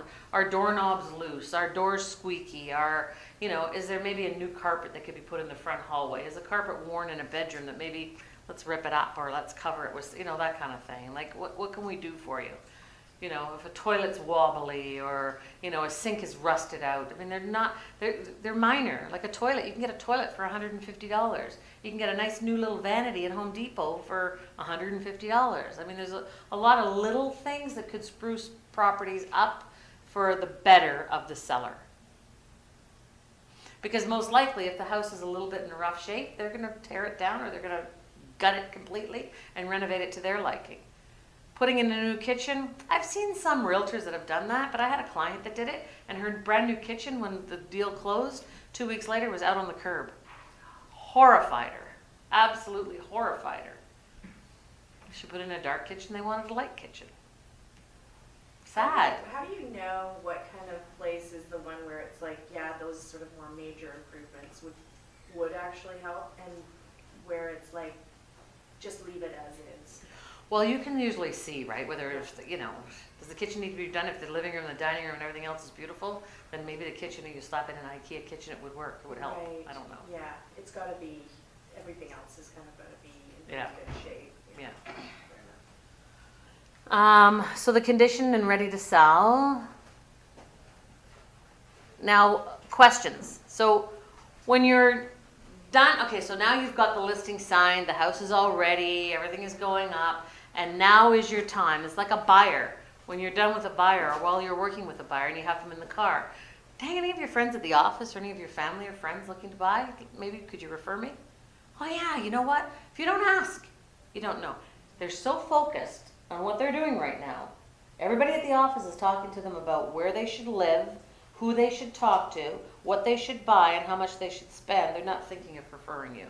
They're really happy with your business. They're extremely happy with what you're doing, but they haven't sent you a referral because you haven't asked. So, you know, here's a questionnaire, a nice questionnaire that you could ask. So because you're gonna add them into your database. What was the important thing you were looking for in your listing agent? What prior real estate, this is a really good question. What prior real estate transactions experience have you had? So by hearing them and what other experience they had, you will know exactly how not to talk to them, what not to do, and what really worked for them. We had a great agent out in the West End. She was wonderful. She was talking to us all the time. She kept us in the know of everything that was going on, new listings that came up, new product that showed up, and it was wonderful. She just kept us informed about everything all the time, you know, as opposed to, well, they put their sign on the lawn and then we never heard from them. They called us when we had an offer. I thought that was odd. Yeah, a little odd, right? So how, so it's really, because what I always say is you're building a relationship. So it's like, are you going to go on a first date without knowing some things about somebody? Their name, what they like, what they do. I mean, it's a relationship. So if you build a good relationship with the seller or with the buyer, then you've got a very good relationship moving forward. And they'll call you every day if they're, not buying or not selling. Oh, look at this. Oh, my friend just sent me this listing. Yeah, that sold 3 months ago. Oh, my friend just sent me this listing. It just brand new, just came up. Yeah, no, it's 900,000. Our budget's 600,000. It's like, so I appreciate that you're going to have a lot of realtor friends in your life, but because you're going to be working with me, please stay communicative with me. Please understand that I am doing everything I possibly can. If you think I've fallen offline, then please let me know. You've hired me to do a job, and I'm going to do the best job for you. So just keep that open, right? You've hired me to do the job, and I'm going to be doing the best job for you. How would you like to be communicated with? So a lot of people don't want to be called. They would rather be text. They would rather be emailed. People at the office have no idea that they're selling their investment property. No idea that they've listed their home and they've taken a job out in BC. Oh, well, George, tell George that it's Candace and it's his realtor. We've just had some really good showings. And he's leaving his job and moving to BC. Could you imagine? What? You have your house up for sale? What? Right? So how do they want to be communicated to? I mean, you should know this kind of stuff. If they're leaving their job and they haven't given notice at their office, then we should know. One of the gals, we have a listing, right? Well, we had a listing, and she was moving to the States with her boyfriend. And she was applying for citizenship, or what do you call it? No, visa to the States. And we were selling her house, so she was worried that they would hack her computer and find out that she was selling her house, that she had a preconceived notion that she was going to be moving to the States. So we couldn't email her a thing because she was freaked that somehow the US government was going to get into her computer and find out she was selling her Canadian home. We could not email her a thing. We couldn't leave her a voicemail. We could call her. If she answered, we could talk to her, but other than that, no other communication. How frequently would you like an update on your marketing? So do you want to be daily, weekly, monthly? I mean, that's important, right? No. You just call me and let me know if anything comes up. Call me and let me know if, there's anything I should do, or if, a lot of people are relaxed about it if you've given them good information. But there's a lot of people that this is a big flippin' thing. They could have bought. They could have, they're getting on a plane. We had a couple that are moving to France. He's actually leaving tomorrow. And she's going to, and the boys, their 2 young boys are leaving on Friday. And then she leaves on the 19th, she leaves the 19th because the house closes on the 18th. So it's all systematically how it all is going to happen, right? How do we keep all of that in check? She's a wreck. I mean, her whole family, they're uprooting, they're moving to France. I mean, it's just like, whoa, scary. So you don't know what the circumstances are. So that's why we ask a lot of questions, because we're in their pocket for the next 10 to 20 days. How frequently would you like to be updated on showing? So most people get notification, right? Who's coming through my home, what time, when, where, blah, blah, blah, right? We're always informed as to when showings are happening. We're always informed as to whether they're going to be early or late unless they call us. If a door has been left open, I'll know exactly who left the door open, who left the key, and, not in the mailbox, in the lockbox. It happens. It happens. Let them know. Some stuff happens. They need to be informed that this stuff happens. Updating them on showings, no. I mean, I like to warn our clients that I will update you on an offer. Anything other than that is going to be, it was too big, it was too small, there weren't enough rooms, there wasn't enough storage, we were looking for a garage, we didn't like where it was on the street, we didn't want to be across from a school. All the things that we've just discussed in pricing your home are the things that they know. So feedback on showings is an offer. That's what we're looking for. And until we have an offer, I will be following up with the agents. But do you want me to inform you of every single agent I speak to? Do you really want that? You want to talk them out of it, because they don't. You know, because all you're giving them is, you know, it was on the wrong side of the street. They didn't want to be across from a school. The bedrooms were too small. The kitchen was ugly. It's dirty. It smelt inside. They must have dogs. The floors are scratched. I mean, all negatives. Why do they want to hear negatives? This is a positive thing that we're giving them. I want to keep it positive because I need to keep them up.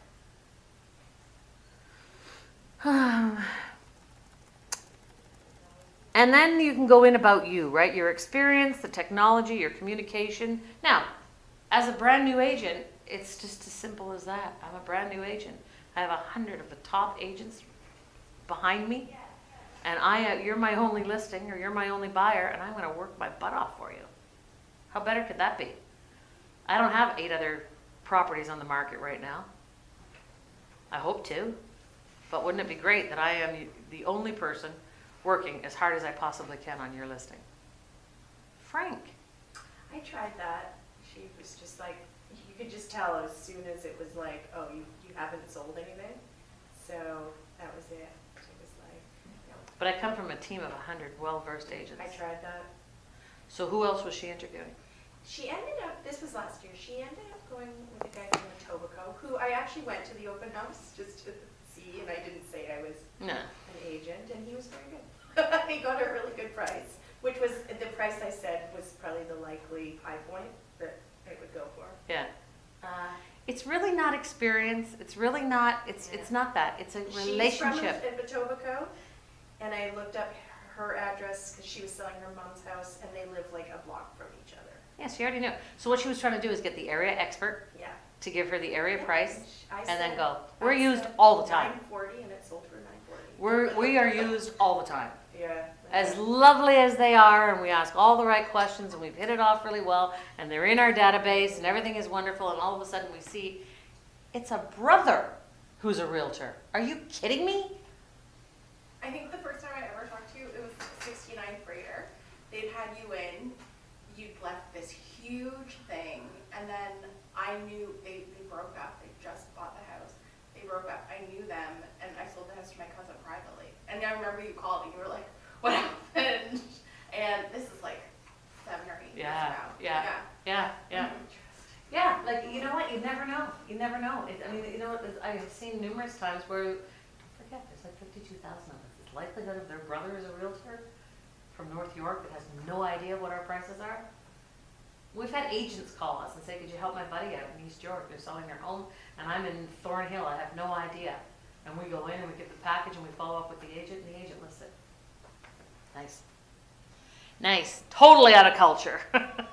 Bad integrity, right? So, you know, it's a relationship, and sometimes, yeah, they're just picking your brain. You can't win them all, and that's the thing. You got to pick up and get back on the bike and ride it. Yeah, exactly. Do you Exactly. think that prior experience, like in another industry, could be beneficial? I mean, I attained quite a high level in television, you know, like so. You where I need to talk a bit negotiated about lot and you. stuff. Yeah, so you need to do that. Yeah, I come from, you know, it's a relationship. So who are you and who am I, right? I talk about my passion about how my husband's a golf professional, got into real estate for 2 years and no longer, he's back teaching, and, you know, then that all spans out and all of a sudden they know him or, you know of him. You know, I mean, I got a listing appointment last week, Mike and I went on, and it was unbelievable. She works right beside one of my very good clients. She works at CBC, and I said, do you know, and she said, she's like my best friend. We sit beside each other. I went, oh my God. And then in talking to her husband, he builds kitchens, and then he showed me his architect, and I looked and I went, where is your shop? He said 7 and 401, and I went, okay, I've been in your shop. I knew you. You built my brother's kitchen. It was like crazy. Like, it's weird, right? So you just, like when you start, you know, and it was just, we were on the lawn when I looked at her and said, you know, what do you do? She said, oh, I work for CBC. I work for a small, you know, Fifth Estate. And I was like, oh my God. I wonder if I know them. Maybe, yeah. Anyways, both of them have been there for a long time. She's been there 15 years, and I think Linda's been there longer. So, anyways, right? So it is like I always share, you know, and I always want it. You want to know. It's a dating process. You want to know about them. You want to know what makes them happy, what makes them sad. You know what? Because we're going to be together for the next month or so, I really need to know a lot about you. I'm sorry if I'm asking too many questions. That's why you always ask, is it okay if I ask you a number of questions? You know, coming over to see you at 5 o'clock on Friday, is it okay? I'm just going to ask you a few questions. Is it okay? Now you answered all these questions. Is it okay if I go over these questions that I asked you on the phone on Tuesday? Because you just want to really get to the root of it. And you never know. I mean, it's like, you know, 6 degrees of separation, is that it? Where you somehow, some way, you're related or you know of a friend who knows. And once you open that door up, there's just no way that they can't not use you. Or it could try backfiring you too, though. I don't know. One of the things that we add in the very end of our packet that we leave with them is I ask people for referrals. I ask them, can I have my future sellers call you or email you? Would you give us a review? You know, and so no, I don't really want to be bothered with it. Some people say, oh my God, I'm your biggest fan. Absolutely. You have everybody call me forever and ever and ever. Right? So we sort of rotate so that they're a bit fresh. But that's really good. You know, you want to know anything about me, you don't believe that I'm this good, you know, and you got to build yourself up, right? If you don't build yourself up, who's going to, right? But, you know, you want to hear how good I am, call these people. And we have like 10, and we keep it refreshed all the time. The property they sold, that we sold for them, their phone number and their email. And they're just their email if they only want, you know, however they want to be communicated to. But it's nice because, you know, you want to hear that this is all true that we're doing, then call my past sales that I've just made. These are the most recent sales. So you would ask, can our future sellers call you? Yeah, so I just say, so it was So, you know, it worked out really well. Now we're at the back of our package. Remember when we were at your home referral? and you Regarding called? referral? Yeah, and you called those numbers. Is it okay if I put you on that list? Or if it's a new seller completely that hasn't seen that or hasn't, you know, hasn't been referred or hasn't seen that, is it okay now that we've finished the transaction, could I put you down as a referral? Can someone call you and ask you about your experience with us? Do you do that after closing or after? As soon as the sale, as soon as everybody's on their high. With buyers, you ask them all the time, every day that you're in the car with them, did you find me anybody? Did you find me anybody? And with sellers, when you're signing the deal, okay, so I need to know, is it okay if I added you to our list of happy sellers? People will call you and ask you. happy sellers, that's good. Yeah, List of happy sellers. yeah. Because right now they're hugging and kissing you and all over. It's just everything, right? So catch them at the moment. And then usually Elizabeth calls them in the morning to say, is it okay for your email, your phone number, or, you know, whatever. But these testimonials are part and parcel. I had a buyer appointment once. I met somebody downtown, and I've had a pretty big list of buyers that I've helped buy and sell, right? And I sat with them, and I kind of went through my list, you know, sort of beefing up stuff. And they ended up going with another agent who was out of area because on her website she had so many testimonials. Here's an agent who probably would have done a quarter of the business that I do, but she had 5 pages on her website of people that had written about her. Weird, eh? I just thought it was really weird. Like I politicians, radio people, I mean, it's like, Yes, but that's why we go to Home Stars. So you're looking to see if Yeah. people were happy. yeah. So it also Yeah, shows so that it's they've done a lot important. of I mean, I business. haven't changed it. I mean, I do that for my sellers and my buyers. I mean, it's mostly referral. But to start out, right, it was like, oh, weird. But yeah, so you should have that. You know, I think it's important. I mean, I don't use Facebook. We have a Facebook page. We use Mike's, and our assistant takes it. We don't. Neither one of us really. Well, I guess Mike's getting pretty good at it, but I'm not. But yeah, like Facebook and Twitter and all that. But your you know, blogs, big. But yeah, I mean, get yourself out there. How are you going to get yourself out there? Website for sure. Facebook 100%. I mean, Sue, our administrator, who became an agent, has now become very successful. Her husband was a photographer. We were stumped one time and didn't have a photographer. He said, well, I'll go take some pictures of the house. He took pictures. He's now got an unbelievable business for photography for realtors. Armchair, it's called. Does a great job. Great job. she does a lot of stuff on blog, and she does everything on Facebook. So a lot of stuff, she'll take a picture off MLS. You know when you look on MLS of the pictures and there's a toilet half, like a bathroom and the toilet's like this? Or, you know, there's a living room where it's black and it's full of junk. And she takes, this is a wonderful photography done by this experienced photographer, not probably realtor's iPhone. I mean, it's funny stuff. She bashes other realtors, but it's funny. If you watch her website, it's very funny.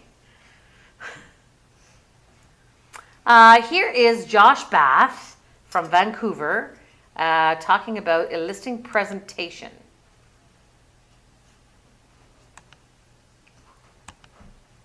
Where is he? Oh.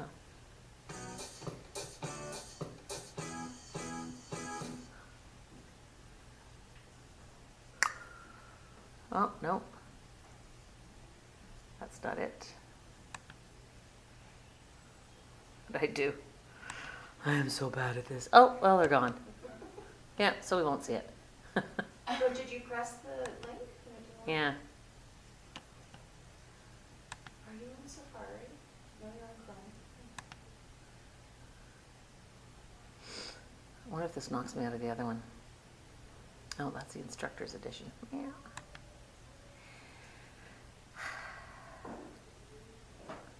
Oh, here. It says in-class video links? Yeah. Okay. There we are.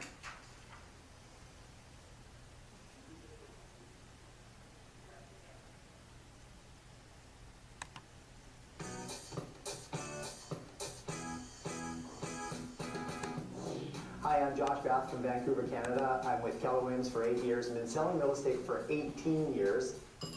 Now I'm going to walk you through my listing presentation, and it's a 3-step process. The first part is preparation, the second part is presentation, and the third part is follow-up.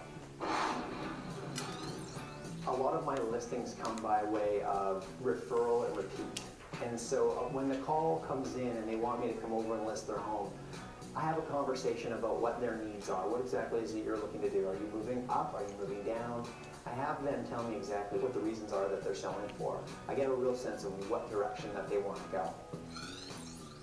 One of the things that we've done to make my appointment setting a little easier is we've time blocked. We follow what Gary says. He says time block everything that you do. And we've time blocked our slots in advance for listing appointments. Every day, Monday to Friday, we have a slot available at 4 o'clock and a second slot available at 5:30. So I've got a potential of 10 listing appointments Monday to Friday. That makes my life a lot easier because I'm able to time block my lead generation first thing in the morning and not have my day so loose and scattered, so I'm trying to scramble on where to put a listing appointment. What we do now in our team is we've decided to go paperless with our evaluations, our CMAs. So instead of printing off paper, what we'll do is we'll take it on the computer and convert it to PDF, mark it up with a highlighter from there on the computer, and then create an email from that, email that package off to our client prior to going out to their home to list it. What I do when I go on a listing presentation is I meet the sellers at the door, and I have them take me on a tour of the property. During that time, I'm actually asking them to tell me again, to recap again, what their motivation is for selling. So I'm getting them more comfortable with them moving out of their house is what I'm doing. That usually takes about 5 minutes. And when we're done there, we transition right over to the kitchen table. We'll talk about the market, the evaluation itself, and that in itself is about 15 minutes. Once we've agreed upon a price that we're going to list at, we'll sign a listing contract. They sign the initial 3-page contract, they sign the property disclosure statement, and they sign the working with a realtor brochure. Outside of those 3 documents, that's it. I send in my measuring company to come in and measure the home. I send in my stager who's going to contact them to come in and stage the home. And once she's done, then I send in the photographer and take the photos of the home. We always do a follow-up with them as well, just to say, how did that go? What was that experience like for you? Keeps them feeling like they're in control and very much a part of the process, and it lets them know that we're paying attention to every detail on their listing prior to it even being on the market. One of the expectations that I set with the sellers is that I phone them twice a week on purpose. So I set their expectation for me to phone them on Monday mornings with what's called a Monday morning update, where I review everything that's happened for their home over the past weekend with them. The second call that I set them up for to expect is on Fridays, and that's a Friday morning market update. And what I've set them up for is that I'm going to talk to them about any new listings that have hit the market, any expireds that have come off the market, and any solds that have actually just happened since that past week. They also know that on Friday, we're going to be talking about the numbers. Does the current list price that we're at right now still make sense in relation to the latest listings or the most current solds? They know in advance that that conversation could lead to a price reduction, and a lot of times, they bring that on themselves. They say, hey, look, you know what, it looks like we might be a bit high, Josh. Should we bring it down? So it's a natural transition to a price reduction. One of the reasons I choose not to do a pre-listing package is when I'm sitting in front of them, I really want their full focus and attention. I want their attention on me, and I want to be able to ask them questions where they're giving me their full attention and not flipping through a pre-listing package.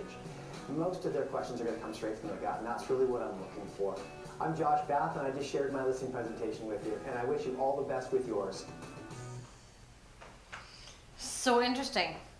So there are 3 things that I took from that. Anybody want to share there? So when I was saying I like to go through by myself, interesting, he likes to go through with the seller to get their motivation. So there's no right or wrong, right? It's how you feel, what works for you. And in some cases, you'll find out from the seller, like you can see on their face, they're kind of shocked and a little insulted that you wouldn't walk through with them. Of course, you would walk through with them then, right? Like, don't say, no, I won't. Yes, of course you will. Yeah, really. Oh my gosh, yeah. The second one was, the third one was the final, the pre-listing, but I forget what the middle one was. I think I like to set it up. Paperless, maybe? Paperless? We talk on paperless?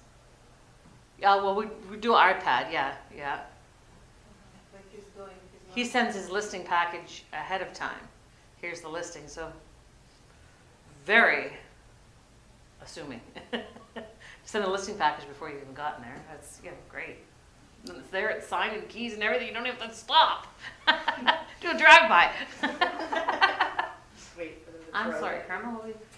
I like the idea of setting them up on Mondays and Fridays, and then they're sort of saying, well, we're comfortable now. You don't have to keep in touch with them every day, although you like to if you can. But I like the idea that if you do set them up Monday and Friday, then if you call them during the week, they're going to say, I like this, that I'm getting all this attention. That's exactly right. They like a lot of attention. They love attention. Yeah. It's a Don't big we all? process. Yeah. I liked that he followed up after the photographer and the stager and all that. Yeah. So that they feel more part of the process and just reminding them in some ways of how much you're doing for them. Yeah, so every step of the way, you're the one that's orchestrated. Why not follow up with it? How many homes get staged these days? How many homes actually get staged? Probably all of them, All of them get staged now? in some way, shape, or form. Not There's all. one that I didn't, Oh, yeah. your listing. Yeah. But like in Yeah. general, I've seen quite a few lately that haven't been staged. When Depends, they price reviews. point, right? When you're under $1 million, yeah. Well, Yeah. price point, and also is someone gonna go in and renovate it, like, got it, we just sold that one on Oil that, like, it was full, it lived there for 65 years. And we sold it with all the shit in it. Yeah, exactly. Yeah, something like that. There's one extreme to the next extreme. When it's all that full and it's like, you know what? No, it Is just it gets sold. hard to get elderly people to like ante up for the staging?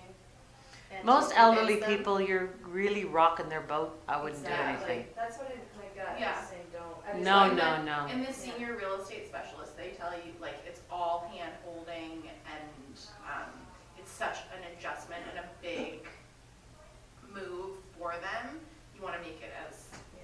smooth and seamless as possible. Yeah. Ideally, if they go to the home first, Yeah. or to their condo or wherever their next move is, and then they're out of the house. Because most commonly seniors, I mean, look at it. I mean, my parents moved, well, we moved a lot, but I know, parents, like my husband's parents were in the same house forever. It's not like people move a lot. Our generation, they move more. The younger generation, they're moving every 2-3 years. I mean, it's crazy. But as Carmel was saying, the Friday call with the price expectations and, keeping them updated. you must keep them updated with what's selling and what's not selling. Because in 2 weeks, all of a sudden, you call and you say, we need to reduce the price. It's like, what? What? Where'd that come from? That came from left field. You know, some of your feedback might be that, you know, the agents are finding that the prices might be a tad high. We might have to look at that in a few days, but, you know, in the meantime, I'm watching the market. You really need to be watching what the market is doing around. Those 3 other homes sold in the same time that you listed, the competition sold. We're in trouble. All right, so what's our newer competition? Better? Worse? Where are we? So, yeah.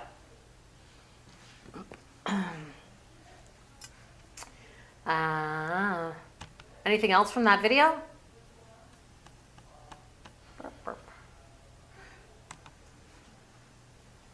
I started from the very beginning, no way. There we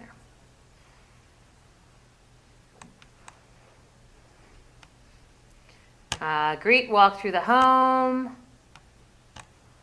There's your walk through the home. So this is nice. Look at that page 24. This is nice to have when you're doing your walk through the home because you're going to be asking them, right? You need to know the roof, the furnace, the windows, the air conditioner, plumbing, wiring, all the goods of the home. Because we need to reiterate that. That's kind of part and parcel of pricing, right? The one down the street is $849 and it is completely updated and ours is all original. Then we're not $849 because someone's got to spend all that money to update it to be $849. So it's kind of, you got to weigh all that in, right? What condition is the home in? And when you're listing it, you know, I don't know if you've gone to open houses, right? And you ask the open house person, you know, how old is the roof? I don't know. How old is the furnace? I don't know. Is the wiring updated? I don't know. Like, those are important components of the home that you're representing that you need to know about. People come in and want to know, how old is the roof? How old is the furnace? How old is the air conditioning? You know, how long have they lived there is a common question, but who cares, right? If it's not your listing, you don't really need to know that. But doing a proper open house is calling the listing agent and getting all the information that you possibly can. As for the seller's motivation and such, I don't think that they'll share that with you. But I think that they will share, you know, that it's time for them. I mean, the number one question is, why are they selling? Really? Because they're moving. I mean, why are they selling? There's a multitude of answers there, and it's not really our business. They're selling. You know, they're selling because they got divorced. They're selling because somebody passed away. They're selling because they got transferred. They're just selling. Why are you buying? It's just a funny question. I don't know. I've always kind of, no. So this is kind of nice to prepare your kit. Because when you're going to write up the listing, has everybody broker loaded a listing? You have not yet, right? But when you're broker loading a listing, there's all these checkboxes you got to click off in order to close it. And every time you go to close it to say you're done, it won't because you're missing something. Fill in the taxes. Yeah. Very important. Keep it at professional standards. Yeah. Oh, yeah. Good to know.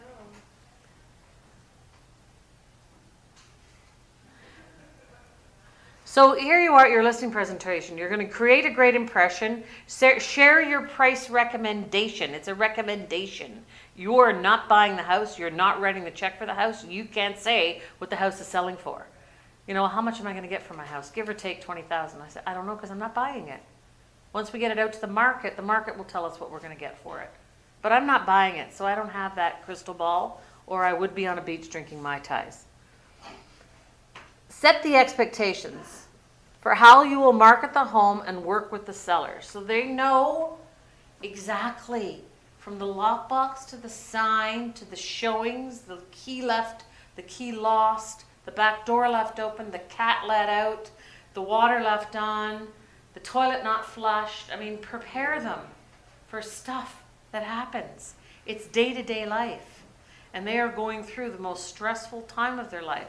Our job is to try to ease that stress as much as we can and take it on ourselves. I would say that's why I drink so much. So you really, really have to have that 100% lined up and have them ready for it. Hey, how are ya? Candace isn't here, right? Me, Candace. Oh, you're Candace. Yes. We've met. Yeah, I know, but, okay, I'm confused here, sorry. Oh, there's another Candace, Candace Frigo. That's who you're thinking of. Norm said that Candace Frigo was here. I know you work with Mike Clark. Yeah. Yeah. Yeah. I remember you, okay. No, she's in Italy. That's what I thought. Yeah. Okay, thank you. So a guide to selling your home. Here you have here. This is a beautiful guide. This is in your Keller Williams. This is your kit that you can put together. It's exactly like this and in preparation, and this is the whole guide. So what we leave them with a communication journal, and the communication journal has exactly what I just went over. When the lockbox will be delivered, when the sign's going to show up, how the open house will happen, what will happen if the key is left, leave all the lights on, leave soft music going, you know, so on and so forth, right? Like you want to make sure that you have detailed everything. So we call it our communication journal. And people are thrilled by it because it's just another source of communication, especially for those high C's and high S's. They really, really like to have all that detail.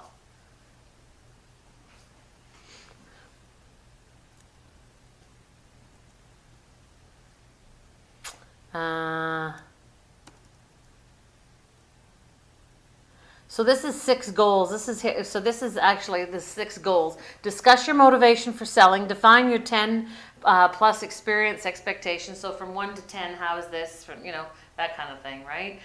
This is their 6. So they've set this up as the opportunity for it. Review what you can expect from Keller Williams and me. Explain the selling process from the day of listing to the day of completion. Review the 3 factors that get your home sold and decide to work together. So it's kind of, that is another video, and it's actually Diana Kokoska and Tony DeCello, who's her husband, sitting down and doing that listing presentation. So it is in the presentations, the videos. There's a whole bunch of them. If you go onto the KW's site, you will see there are tons of videos that you can watch. And they're all different. Everybody does it a different way. Ask lots of questions and listen to more. So it's, you know, asking and receiving. Asking and receiving. The more questions, the more care, the more relationship building you're doing.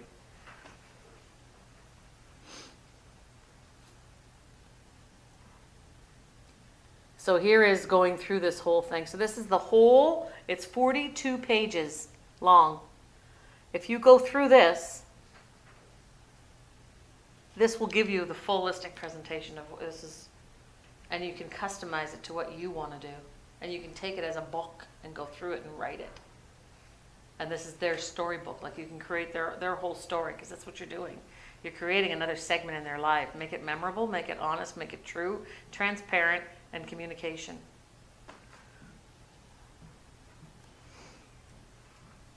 So a lot of people ask Keller Williams, right? I don't think we get that anymore, but we used to. But in our area, we're rocking it. We're way ahead of any other company in our area. Way ahead. Number-wise, volume-wise. We get it.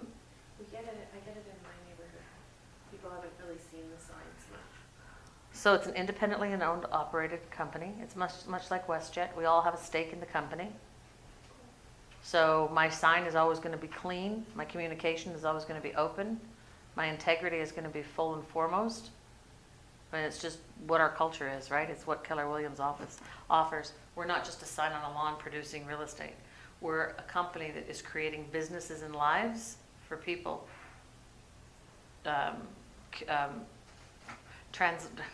Sorry, what am I thinking of?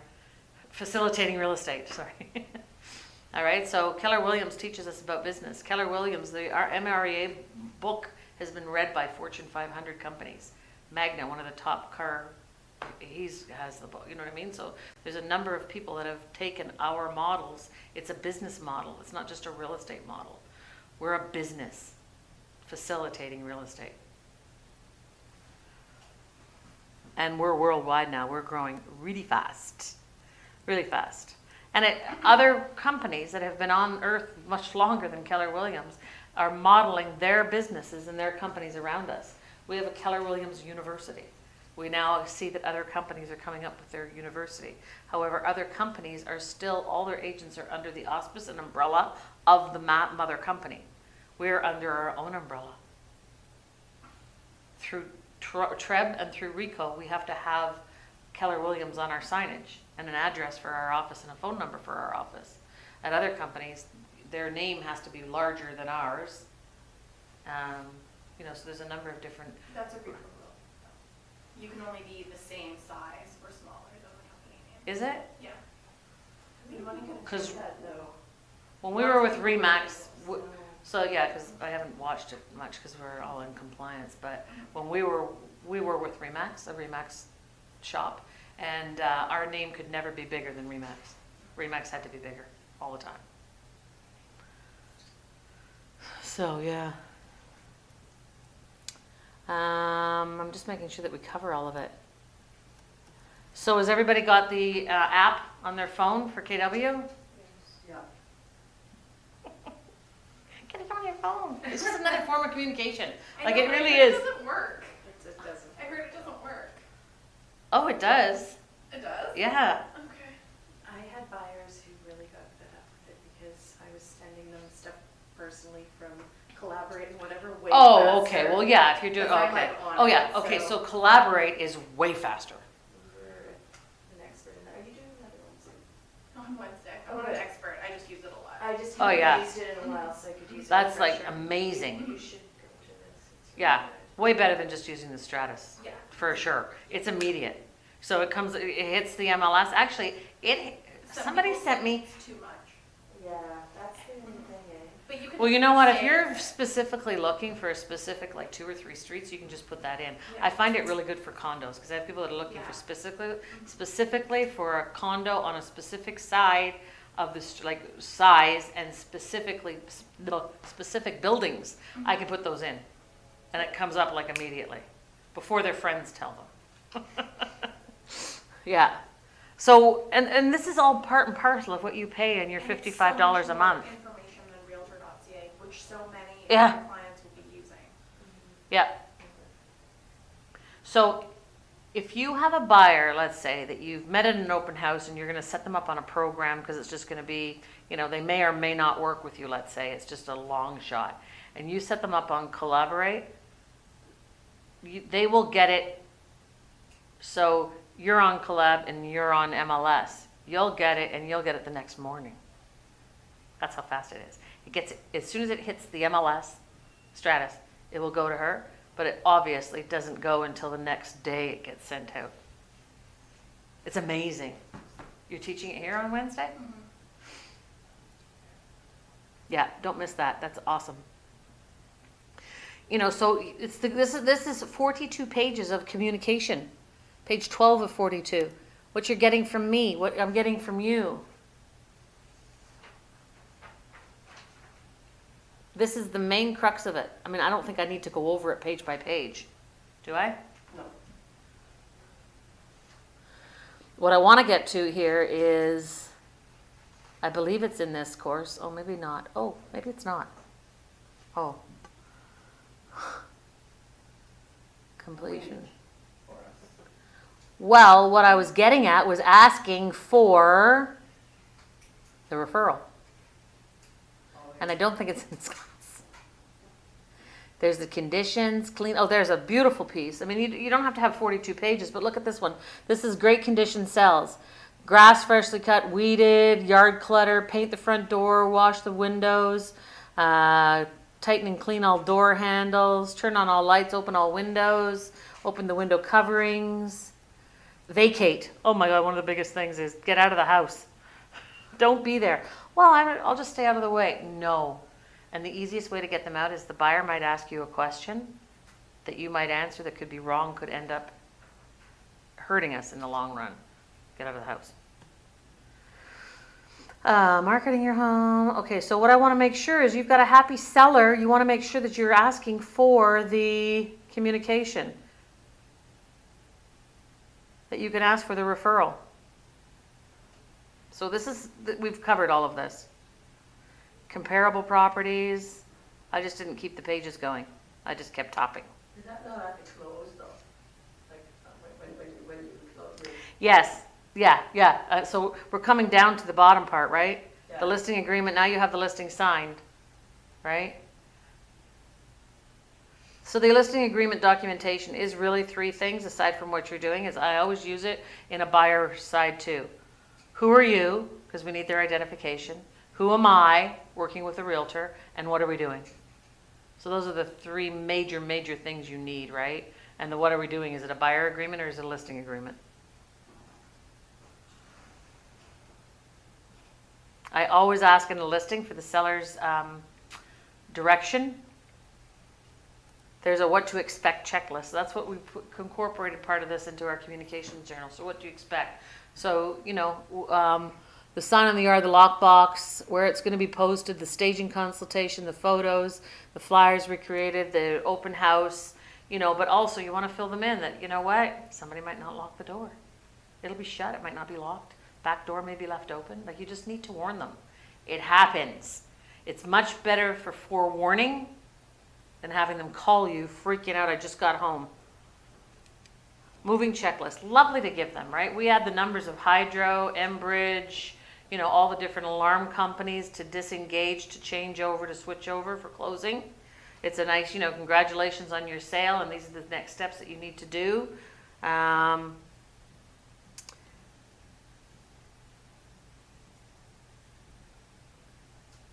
So I've actually, my last class, oh no, it was a different one, is we broke off into groups, but I don't think we have time for that anyways, but it was just sort of pricing, right? We looked on the MLS, and it was fun because the groups were about $50,000 apart of how they would price the home. It was pricing to sell, that was what the, but it was cool because we were like $50,000 apart. We had taken actually, it was a really tough one because it was one Mike and I were working on. It's an income property that could be turned into a 2-story, 3-bedroom home. So it was either being sold for income or being sold for a resale. Anyways, they came into the prices that Mike and I were both thinking of pricing it at, but it was interesting how it was not an easy one to do. And it's fun. I mean, that's just, it's fun how to see how different people come out in pricing. So now this is preparing for your next class, to make your calls, to write your notes, to do all your stuff, right? So anything that you got out of today, anything that I've missed? How about anything I've missed today you thought you were going to get out of today? Not so much about that, about the thing, the listing presentation, but I was sort of taken aback by your saying that it's a 24-hour business for you. And, you know, I just wondered how that works, because it's actually a good way. If your foundation is your business, you know, then everything springs from that. So I just wonder how that works for you. So I've signed a listing agreement. I'm off to Florida, let's say, or I'm off to Niagara to go golfing for the weekend. Right. Then I sign it and I say my team will be calling you, or I have a colleague taking care of it, or, you know, you assign somebody. Okay. And you assign somebody of like mind. So I have a few people in the office that are of like mind that I would use to, you know, for a specific, because it's different for each listing.